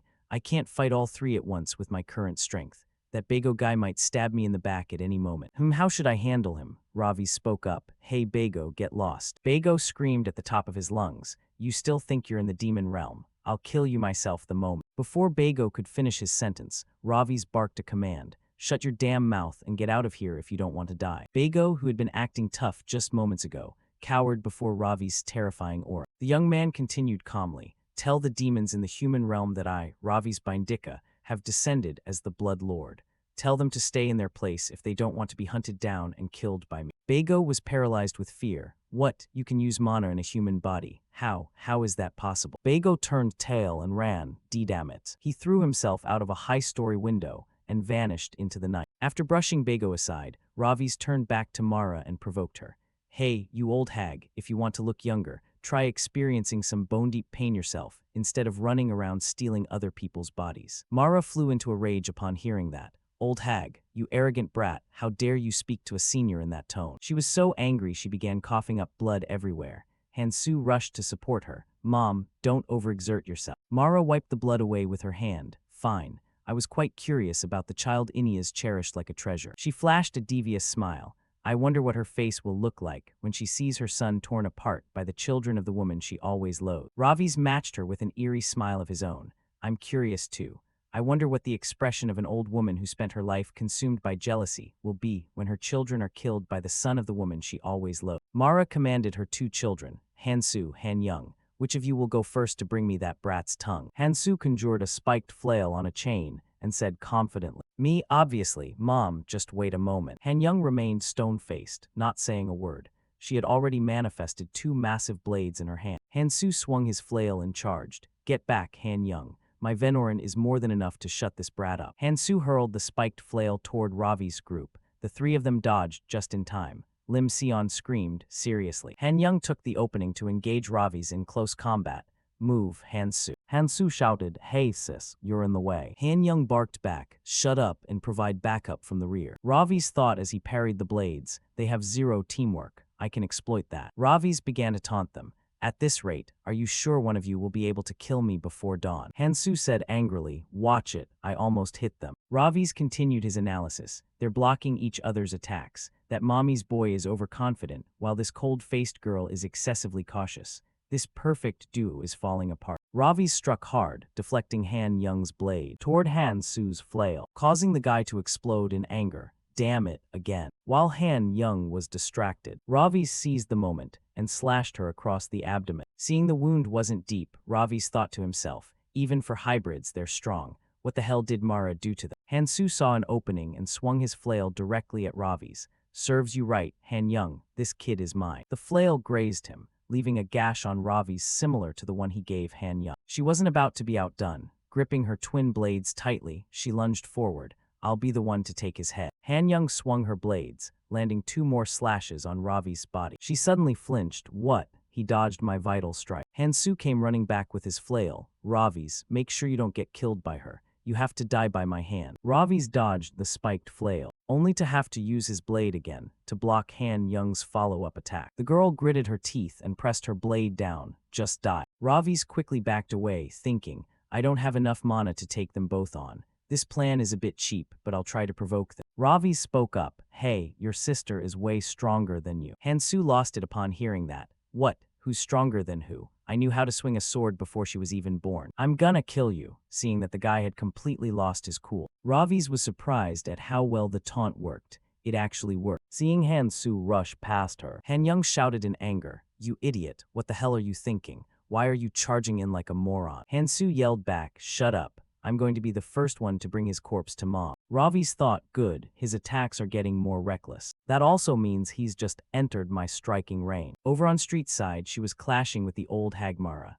Street said, Mara of the 12 Black Seats was once someone I respected. To think you've become so twisted and unable to control your own greed, I'm truly disappointed. Mara was livid. How dare you call me twisted, you lowly beast. She extended her arm like a blade, drawing a bit of blood with a shallow stab. Street gritted her teeth and thought, now Sion. The boy in glasses ran toward the magic circle, pushing against the barrier with all his might, but it didn't budge. To make matters worse, the barrier nearly burned his hands. It's so hot. No, wait, why did it suddenly get so cold? Lim Sion gnashed his teeth, trying desperately to push through. Manhwa, open your eyes. Street's battle with Mara grew increasingly intense. She thought, I'll hold her off for a while. Sion, hurry up and save Manhwa. The helpless Lim Sion was blown back by the barrier. The young man looked at his trembling hands, feeling a pang of despair. I'm just a human, I can't do anything. Lim Sion suddenly thought of the close bond between the three, and he clenched his teeth. Even so, I won't give up. Manhwa, we're going to save you no matter what.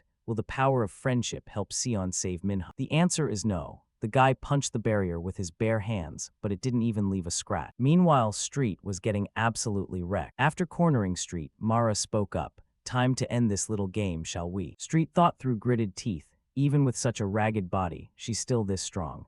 I guess the 12 Black Seats title isn't just for show. Mara laughed out loud. What are you thinking? Did you think I'd be easy to take down just because of this decaying body? She launched 2 iron stakes that pinned Street straight to a house pillar. The girl screamed in agony. Og, it was Street's shoulder. Mara said triumphantly, watch closely and witness the end of these vermin. Street turned and warned Lim Sion, who was still busy punching the barrier. No, Sion, run. The small boy started and quickly turned his head to look. Lim Sion writhed in pain on the cold floor. The witch Han Yangju stared at him, flashing a grotesque smile as she taunted him.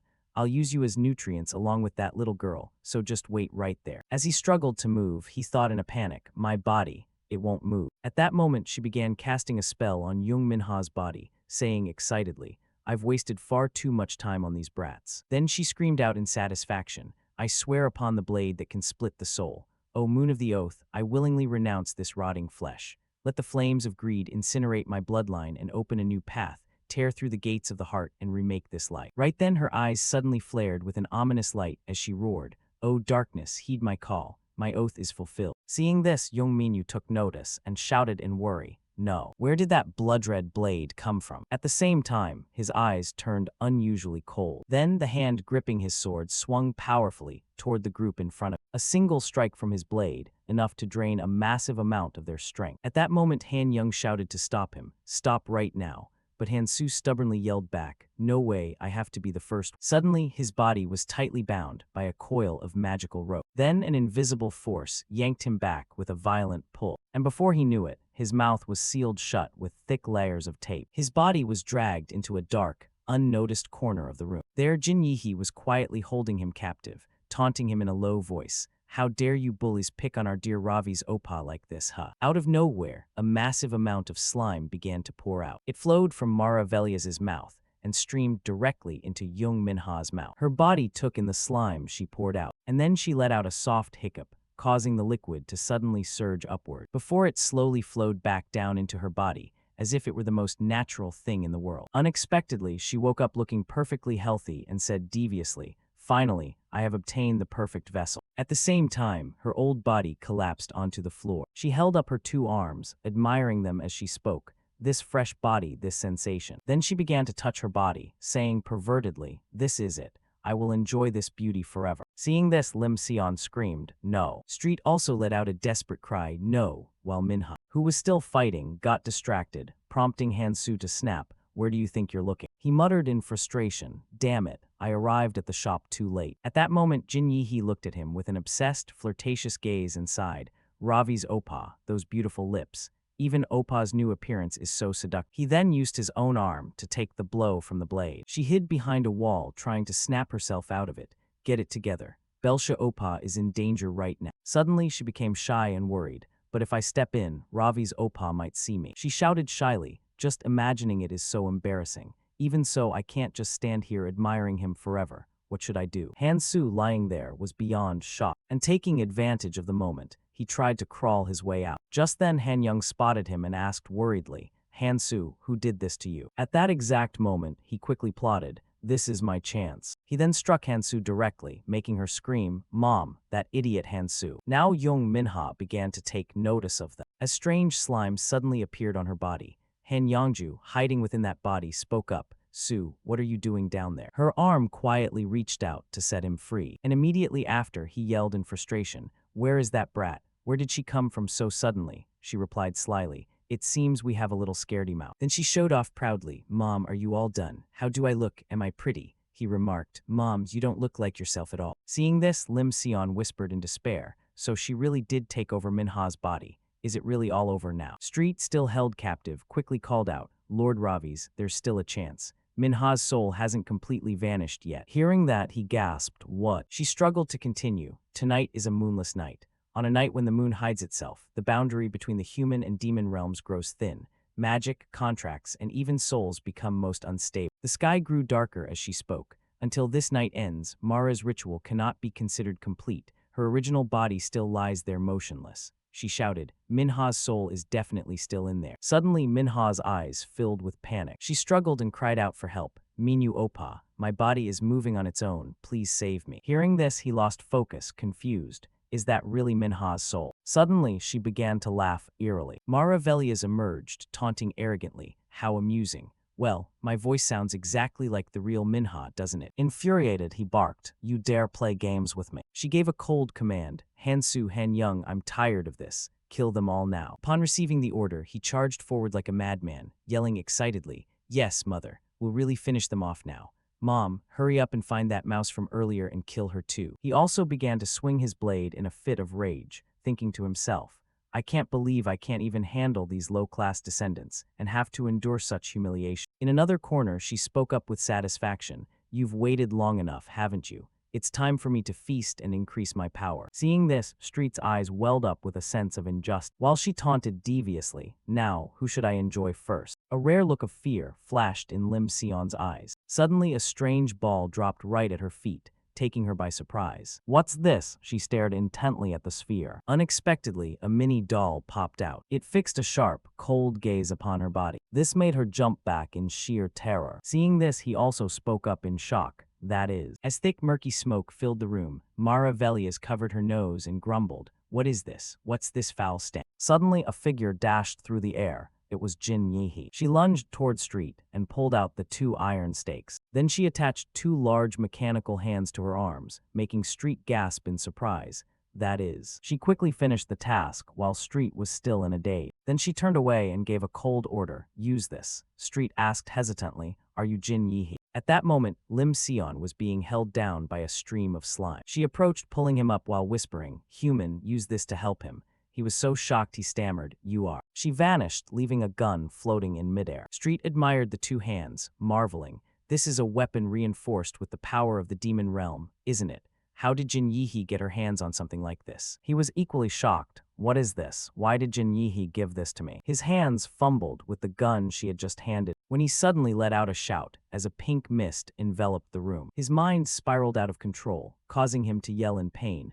My head feels so strange, and my heart is racing. Suddenly, his pupils constricted, his mind still trapped in a chaotic mess, his head spinning as if he could no longer breathe. Meanwhile, she was surrounded by the toxic gas, screaming defiantly, where did you get that pile of scrap metal? Do you think I don't know what kind of petty tricks you're playing? From somewhere, a figure lunged out, clawing at her with sharp hands. But she countered quickly, snapping in irritation, secretly tucking a toy in there. Ha, do you really think it will change anything? Street fought back fiercely. A toy? You won't know until you try it. She let out a savage roar. The result is already clear. You're just a low-class beast that was thrown away. Street snapped back aggressively. Compared to someone who threw themselves away for their bottomless greed, that means nothing. Suddenly, a foot stepped forward, and she began to act deviously again, saying eerily, so, it wasn't just an ordinary toy after all, was it? Then thrusting out her grotesque arm, she screamed, whatever, I'll devour you all the same. Street looked at the tentacles with worry. The tentacles are getting thicker, I can't cut through them. Now she began to seize her chance, plotting her move.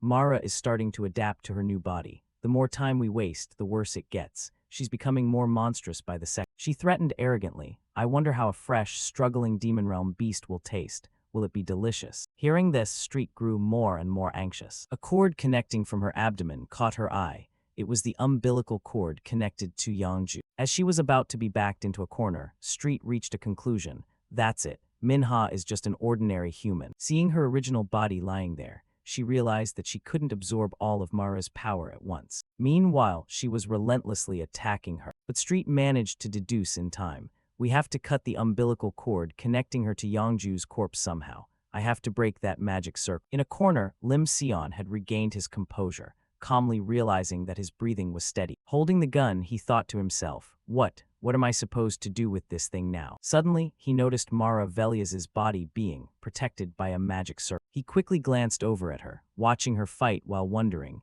the tentacles are connected to Yangju's corpse, aren't they? He was lost in thought. In that case, the transfer process into Manhwa isn't finished yet. That magic circle made him realize it was there to protect the original body until the transfer was fully complete. With that in mind, he grew even more determined. It's not too late if I can just destroy that magic circle. His eyes suddenly glowed with an unusual light. He froze in place when he discovered something. I can see the structure of the magic circle. Is it really just geometry after all? He reached into the air, touching something to calculate.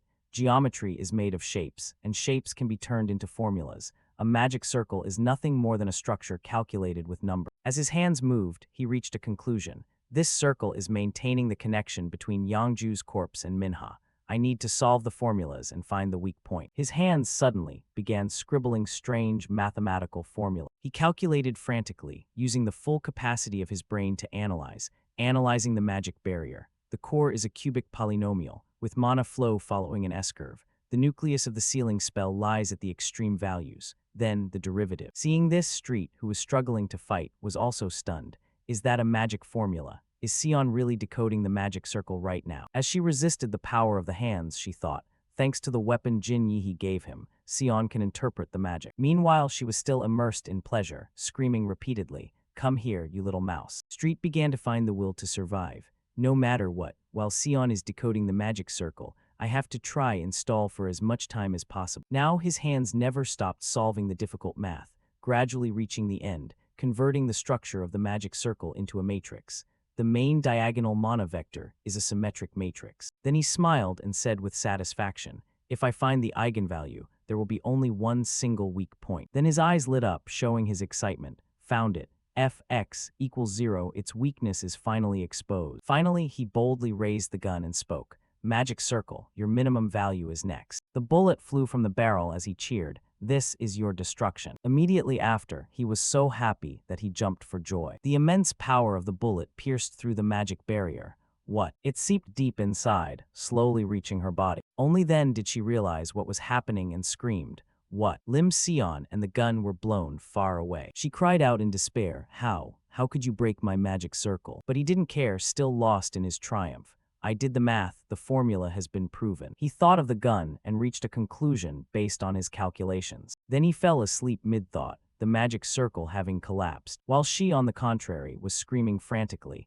how could these weaklings do this? My physical body hasn't been fully transferred yet. At that moment, a shout rang out from somewhere. Well done, Sion, I'll take care of the rest. It was Street's voice. She charged straight toward that body while she was yelling, Hey, what do you think you're doing? She didn't care and stepped directly on her umbilical cord, frantically tearing at the cord. She stood there, yelling in anger. How dare you try to rip me away? She had to endure a powerful attack from her. Her body was blown far back, and she walked toward her original body in frustration, saying loudly in despair, I can't let everything fall apart now. She touched her body and cried out in pain, My body, my noble body. I can't afford to lose even a tiny piece of flesh. Even though she was pushed far away, Street still struggled to reply. Greed grows like a tree, but eventually it will break on its own when it can no longer stand its own weight.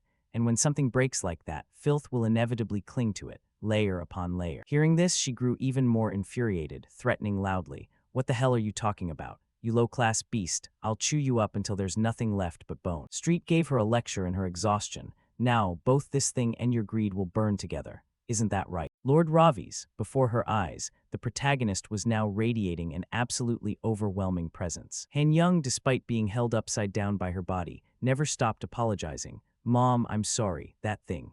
He absorbed the red smoke and suddenly became stronger. Meanwhile, young Manhwa, witnessing the scene, widened her eyes in shock and thought, no way was that smoke just now the catalyst. Meanwhile, on the other side, Jin Yi watched slowly with eyes full of obsession, flashing back to an earlier moment where a woman held a massive syringe in her hand. According to her thoughts, that person who was once sealed in the demon realm.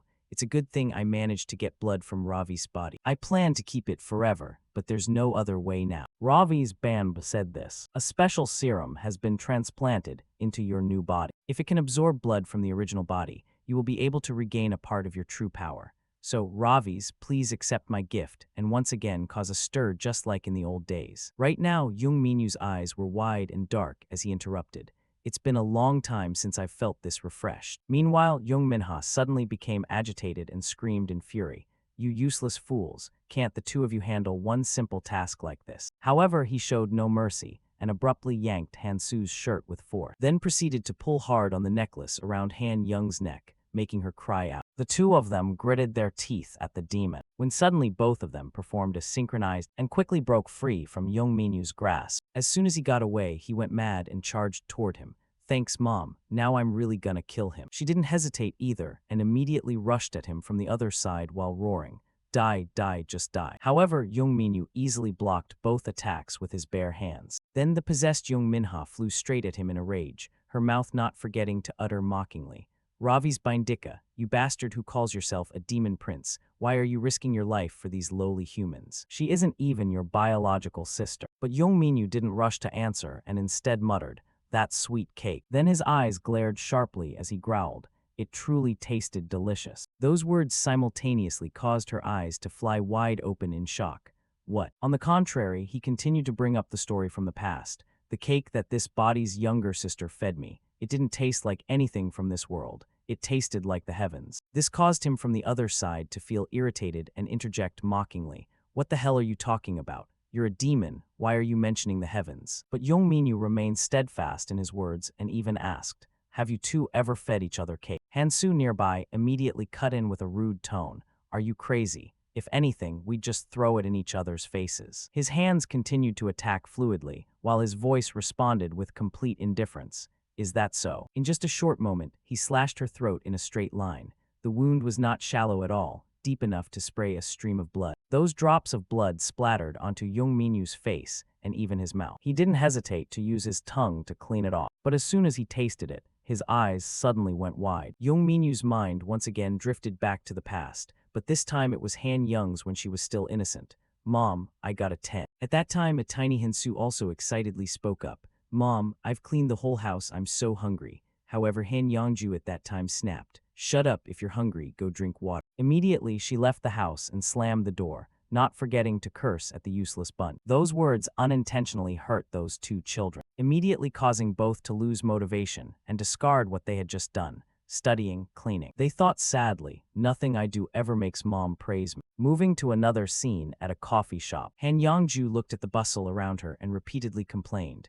If it weren't for you kids, men would be following me like rain. Look at that fake smile over there, it's nauseating. Yang, Mom really doesn't like that girl, you understand, right? Han Young beside her also followed her gaze, falling into a strange silence. Without hesitation, she stood up and moved slowly. Her footsteps suddenly became hurried, and immediately she crashed straight into that girl. That made the girl furious, shouting, damn it, what was that? While Han Yongju had to rush over and say, are you okay? She didn't stop cursing. Damn it, how annoying. What about my clothes? Meanwhile, she pulled her away while apologizing. I'm so sorry, I'll buy you a new outfit to change into. Then they left the room as Han Yongju called out, come on, kids. She put her arms around both children and continued, what should we do now? Then a satisfied sneer suddenly pulled at her lip, and immediately she hugged Hansu beside her, exclaiming, our Yang is so kind, isn't she? So adorable. Did you see her face? Acting all virtuous, she deserved. That made her freeze up while secretly rejoicing. Finally, Mom praised me. Seeing that, Hansu became competitive and spoke up. Mom, let me do it next time, I can do it too. Hearing that, Han Yongju didn't stop him but added, okay, you try it next time. Meanwhile, Hansu stared at her satisfied face and secretly reasoned. If I hit the person Mom is jealous of, she will praise me. And that thought lasted until adulthood, as Hansu stood before the collapsed body of a woman. If I hit the person Mom hates. Han Yongju stood nearby smiling brightly, making her think, Mom will praise me. Immediately she uttered words of praise. Oh, why is Yang so good at that? Do you really do everything Mom tells you to? Even as the blade dripped blood, Han Young still replied, yes. Standing before that corpse, she explained softly, everything Mother ordered. That made her very excited and she turned to cup her face. So cute, so you can keep killing next time, right, my darling? She softly replied again. Yes, I will do it. If I kill the person Mother orders. Han Young leaned her head against her mind affirming. Mother will love me. A smile now bloomed on her lips, a truly happy smile. Returning to the reality, Young Minyu, after reading those memories, remarked, you really have raised these children very well. And Hansu currently is so deranged that he insists on killing him. Die like I told you, die. Even Han Young from the other side wanted that and screamed, I will kill him, I'll kill him first. Young Minha nearby saw that and roared in encouragement.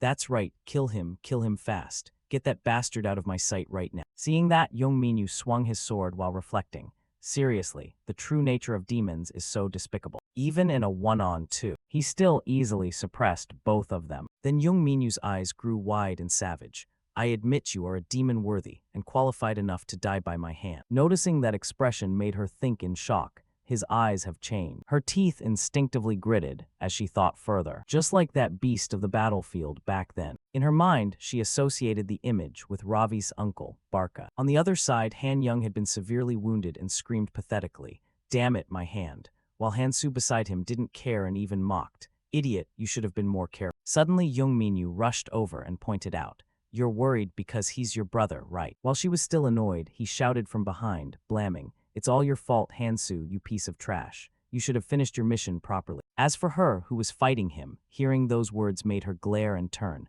What did you just say? Han Young became even more deranged and uttered, "Kill him, kill this bastard right now, or I'll kill you first."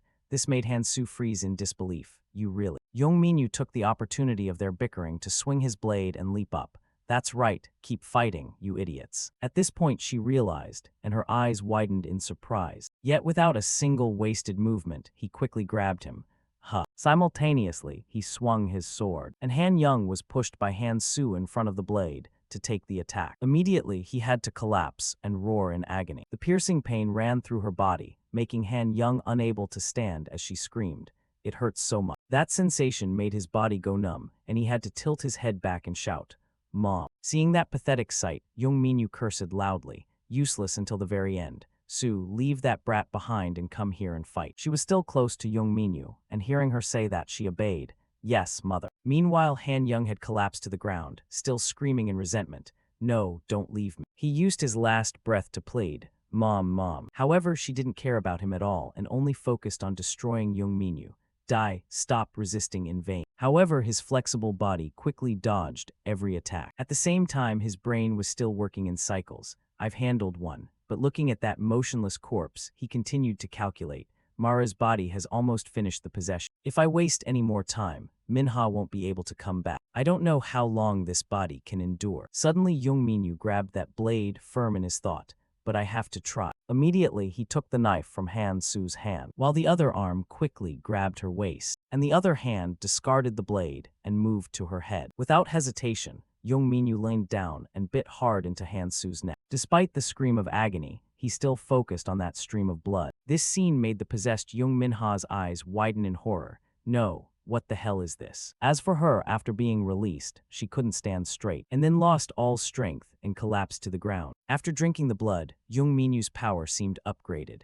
I will push the blood to the maximum limit. This body can handle and increase my power immediately. Instantly, he rushed toward her, while swinging his arm in that direction. Young Minha still used her tentacles to resist fiercely. Don't come near me, you bastard. However, he didn't stop and got closer and closer. Realizing the ineffectiveness of her attacks made her even more panicked. Why won't you die, Ravi's Bindik? On the other hand, contrary to that effort, Young Minyu was actually gritting his teeth. It feels like my whole body is disintegrating. This vessel can't handle it. His arm tensed up as he continued that thought. It feels like being torn to shreds until death. Immediately, Young Minyu slipped through the tentacles and rushed close to her. I've missed this so much. Young Minha, seeing his skill, widened her eye, and he was now standing right beside her after weaving through. Realizing she couldn't escape made her scream, No, you bastard. Are you going to ruin everything at the last minute? However, Young Minyu didn't answer but swung his hand, quickly pinning Young Minha's body to the ground, making her scream. His hands gripped her neck tightly, despite the violent screaming. Let go of me, how could someone like you dare? He still didn't let go, only slowly affirming, It's over. Your filthy life is finally done. Young Minha continued to struggle with a tone of disbelief. I can't die by someone like you. Young Minyu showed no mercy and grabbed the staff nearby.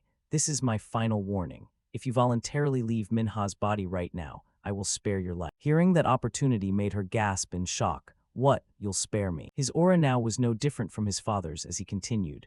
That's right, I, Ravi's Bindika, swear on the honor of my father, the great demon king. But suddenly another thought popped into Jung Minha's head.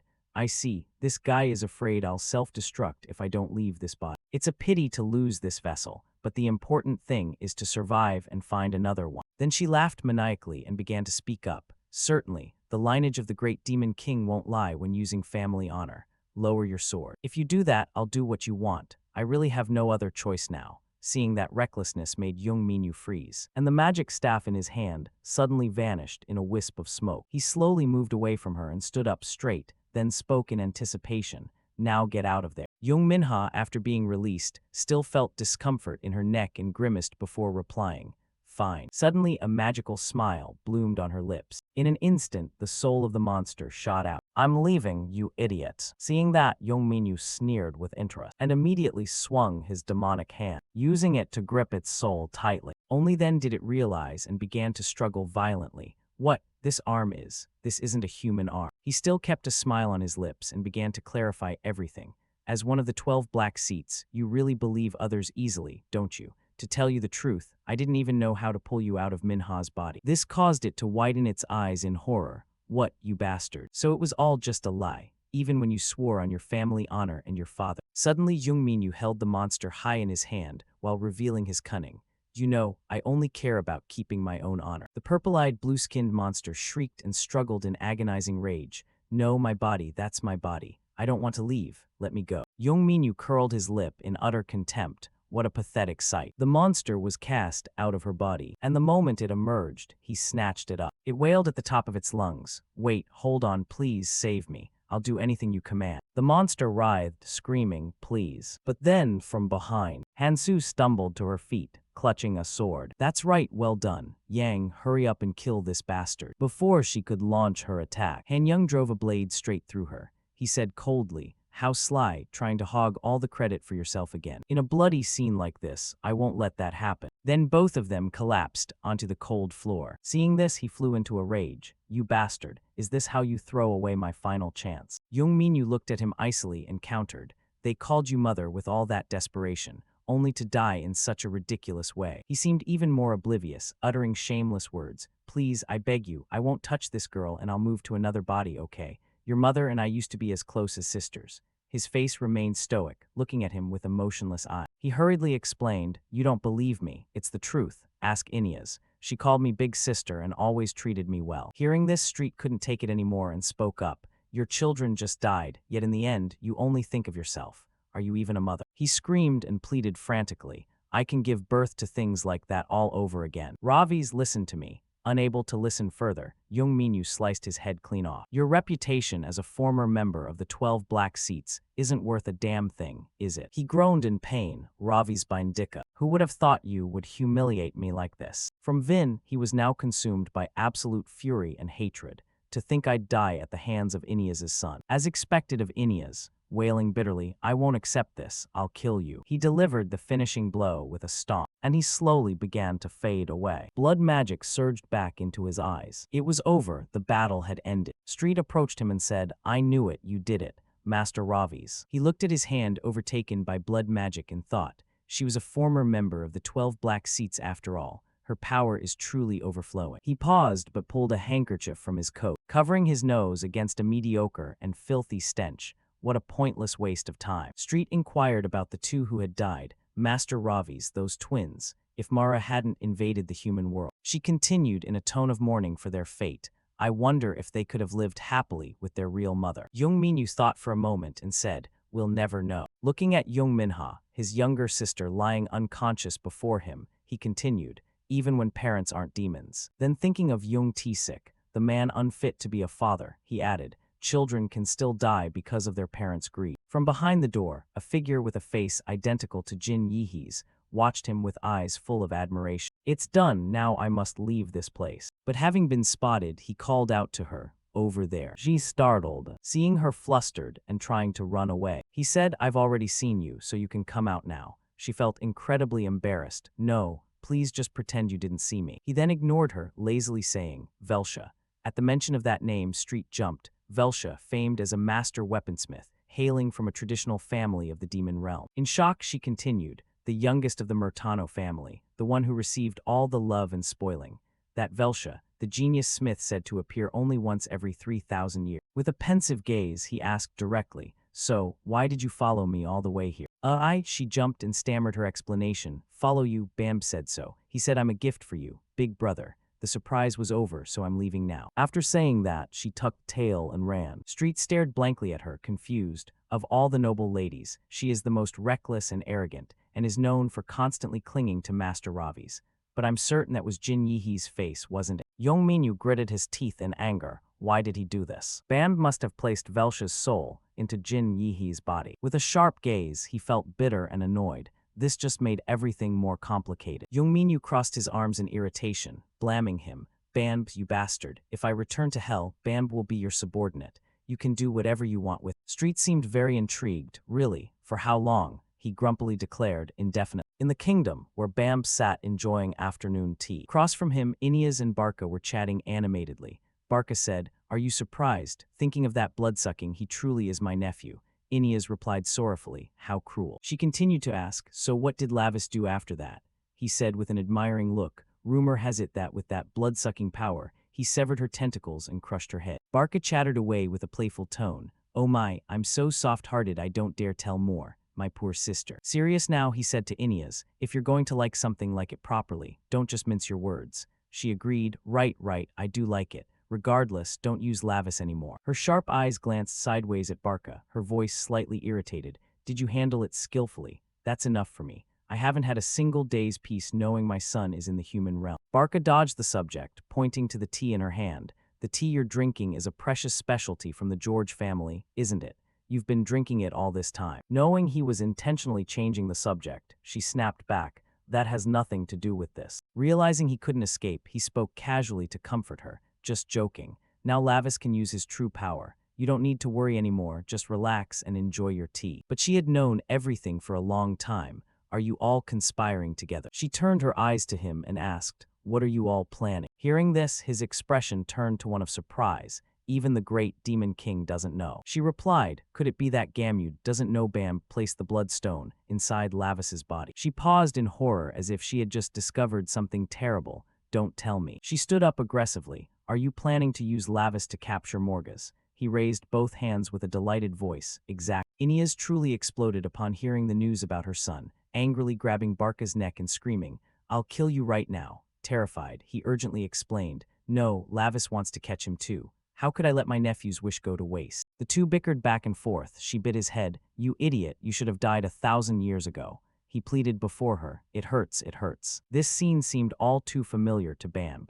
He just sat there thinking, didn't these two siblings always want to kill each other in their past lives? But then, setting down his teacup, he thought seriously again. Morgus, the ruler of death, the god who returns all existence to nothingness. When the wind of death blows, the heavens, hell, and the human realm will wither one by one. He rested his chin on his hand, his eyes scrutinizing carefully, a cruel creature that wants to devour mankind and re-establish the order of hell. "Wherever you are, just wait a moment. Lavis is already on his way." On this side, Yong Minyu was also taking care of his younger sister, who had just been brought back to her room. He looked down and thought, "Yong Minyu, the debt paid with your own body is considered settled." The mother rushed in. Why did she faint here when she was supposed to be practicing? Behind her was Young Tisik and a few people following her, asking worriedly, "Minha, Minyu, what's happening?"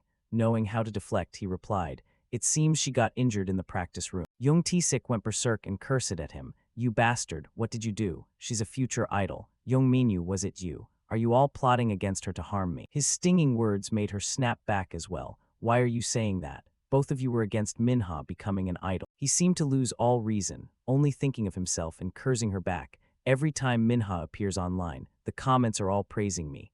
Are you trying to tarnish my image?" Then he turned aggressively to the subordinate following him and ordered, "All right, Kim, get the phone and film Minha. I'll say this happened because she was harassed." With greedy eyes, he laughed like a wild beast. "That will draw more attention and sympathy." Isn't my idea just brilliant? Hearing this, young Minyu seemed to reach his limit. He looked coldly at this creature who didn't know its place, glancing toward young Tisik, his voice cold as ice. You. Before he could finish, she wailed, unable to take any more. Enough. Can you even see this child with your own eyes? He gritted his teeth. What? Then she turned and poured her heart out to his surprise. At first I thought you'd be a good father, but immediately after my father died, you stole all his money and prepared to run for office using my family's connections. She cried in pain. You even exploited Manhwa. I can't stand it anymore. He cut her off arrogantly. I'm the one who accepted a poor woman who ran away from home and your 2 children.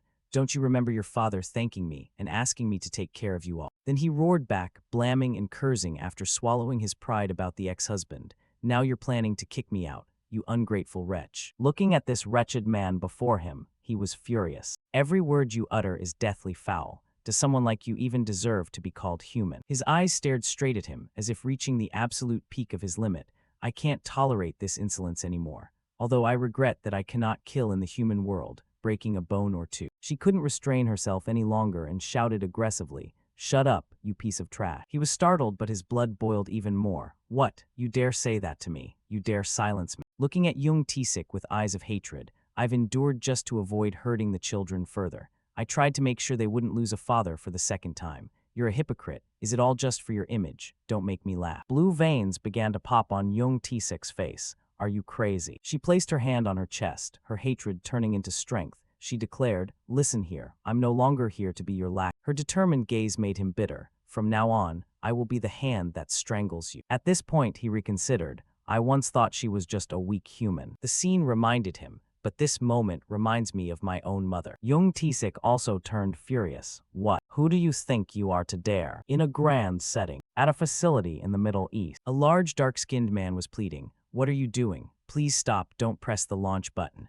The figure in the black cloak seemed indifferent. Why isn't it working? The black man kept warning and advising. If you launch that, thousands of innocent civilians will die. He didn't listen to a single word and still casually pressed the button. His voice cold. Wasn't that your intention all along? The system lit up and the room immediately turned red. A warning that the missile launch command sequence had been activated. The black man screamed in bitter helplessness. Oh no, why did you do that? What is your true identity? He answered, I am a demon. The black man asked again, what did you just say? He turned back with an expression so coldly emotionless it made others fear. Go to the launch area and tell them that Morgas did this. At a cafe, someone's voice asks about your mother's divorce. Minyu crosses his arms, explaining that his mother can't get a divorce right now, or they won't be able to reclaim the family's money. He insists that such a thing must not happen. He grinds his teeth in a fit of rage, thinking of T-Sung, the one he calls a bastard. He says Minyu wants to finish him off immediately, but since that's impossible, he turns to place all the responsibility on his gray-haired friend, Lim Xian, ordering him to find a way to get that money back. Xian is startled, panicking and not knowing what to do. Minyu reassures him that Xian is the smartest person he knows. Xian replies dejectedly that the only people Minyu knows are his family and Minyu himself. Suddenly, Xian shouts, reminding him that it was his friend who created the medicine delivery app. Xian quickly covers his friend's mouth, worried because they are in a public place. Minyu brushes the hand away and grumbles, signaling that they both should leave immediately. Minyu says they can go after handling that matter. Suddenly, a giant pink teddy bear with a red bow appears right in front of them. Minyu coldly orders the bear named Belsha to return to the demon realm. Meanwhile, the bear is busy inviting a couple to stay for coffee. Lim Xian wonders why the bear doesn't hear his friend's voice.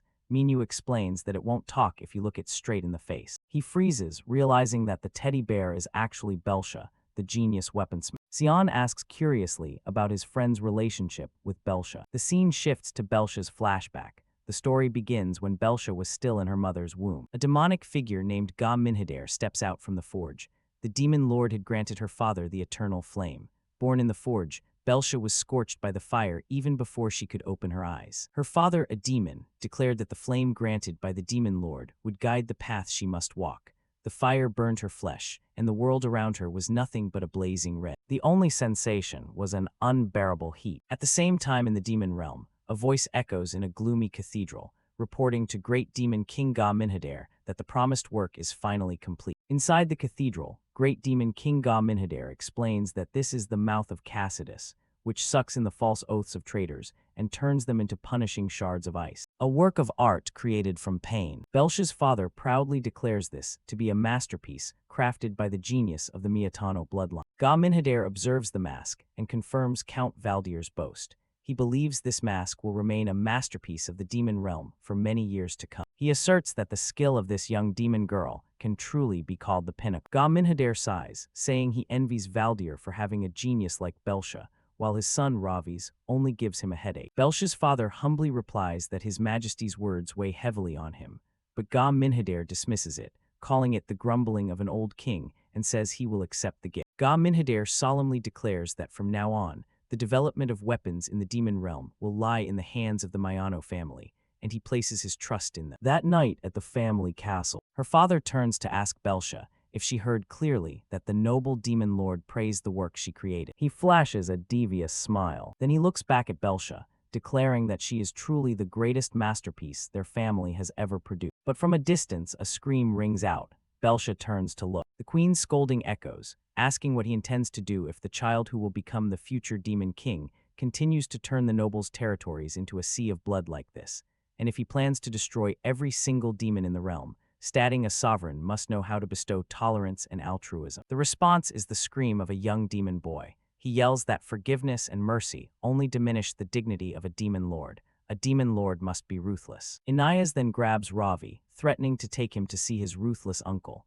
The boy screams in terror, begging her not to do it. It was at that moment Belsha recalled that it was the first time she met Ravi's. His wild face created a stark contrast with her innocent curiosity. Time passes at the Demon Realm Castle. Belsha's flashback continues. Her father called her a work of art, and the flame guided her to become an alchemist. For 300 years, she worked with fire in the forge, crafting weapons through books and the study of alchemy. One day in the forge, a voice rings out, complaining to Belsha that this is unfair. An orange-haired girl angrily tattles that Kasri ate 3 of the hall fruits provided by the count herself, then used the excuse of cleaning the stables to send her away. From a distance, Kasri screams an explanation that she didn't mean to. She truly thought the stables needed cleaning, otherwise Lord Teton would hang her from the ceiling. The orange-haired girl is still resentful, insisting that Kasri should at least have had a conscience and only eaten 2 out of the 4. Belsha offers a solution for both, saying then Juan can take that portion of mine over there, so it's fair now. But the short-haired girl objects, saying she didn't get to eat yesterday, so today she must have 1 fruit, while Juan should have 2. Belsha indifferently flips a page of her book, muttering, "Fine, just eat." She doesn't care about their bickering. Juan changes the subject, hugging Belsha, and whining that the count is terrible for not allowing such a cute girl to attend any parties. Belsha smiles, explaining that her father said once he ascends to the Black Throne, she will be able to leave this place. The short-haired girl cheers happily, hoping that day comes soon. She excitedly says they will definitely take Belsha to the Demon Lord's castle to meet Prince Ravi. Hearing Prince Ravi's name, Belsha blushes and smiles shyly. Belsha recalled that for a girl who lived only in the forge, the daily stories of the maids, their jealousy, their friendship, and even their love stories were the only books that made her feel alive. Until that sad day arrived.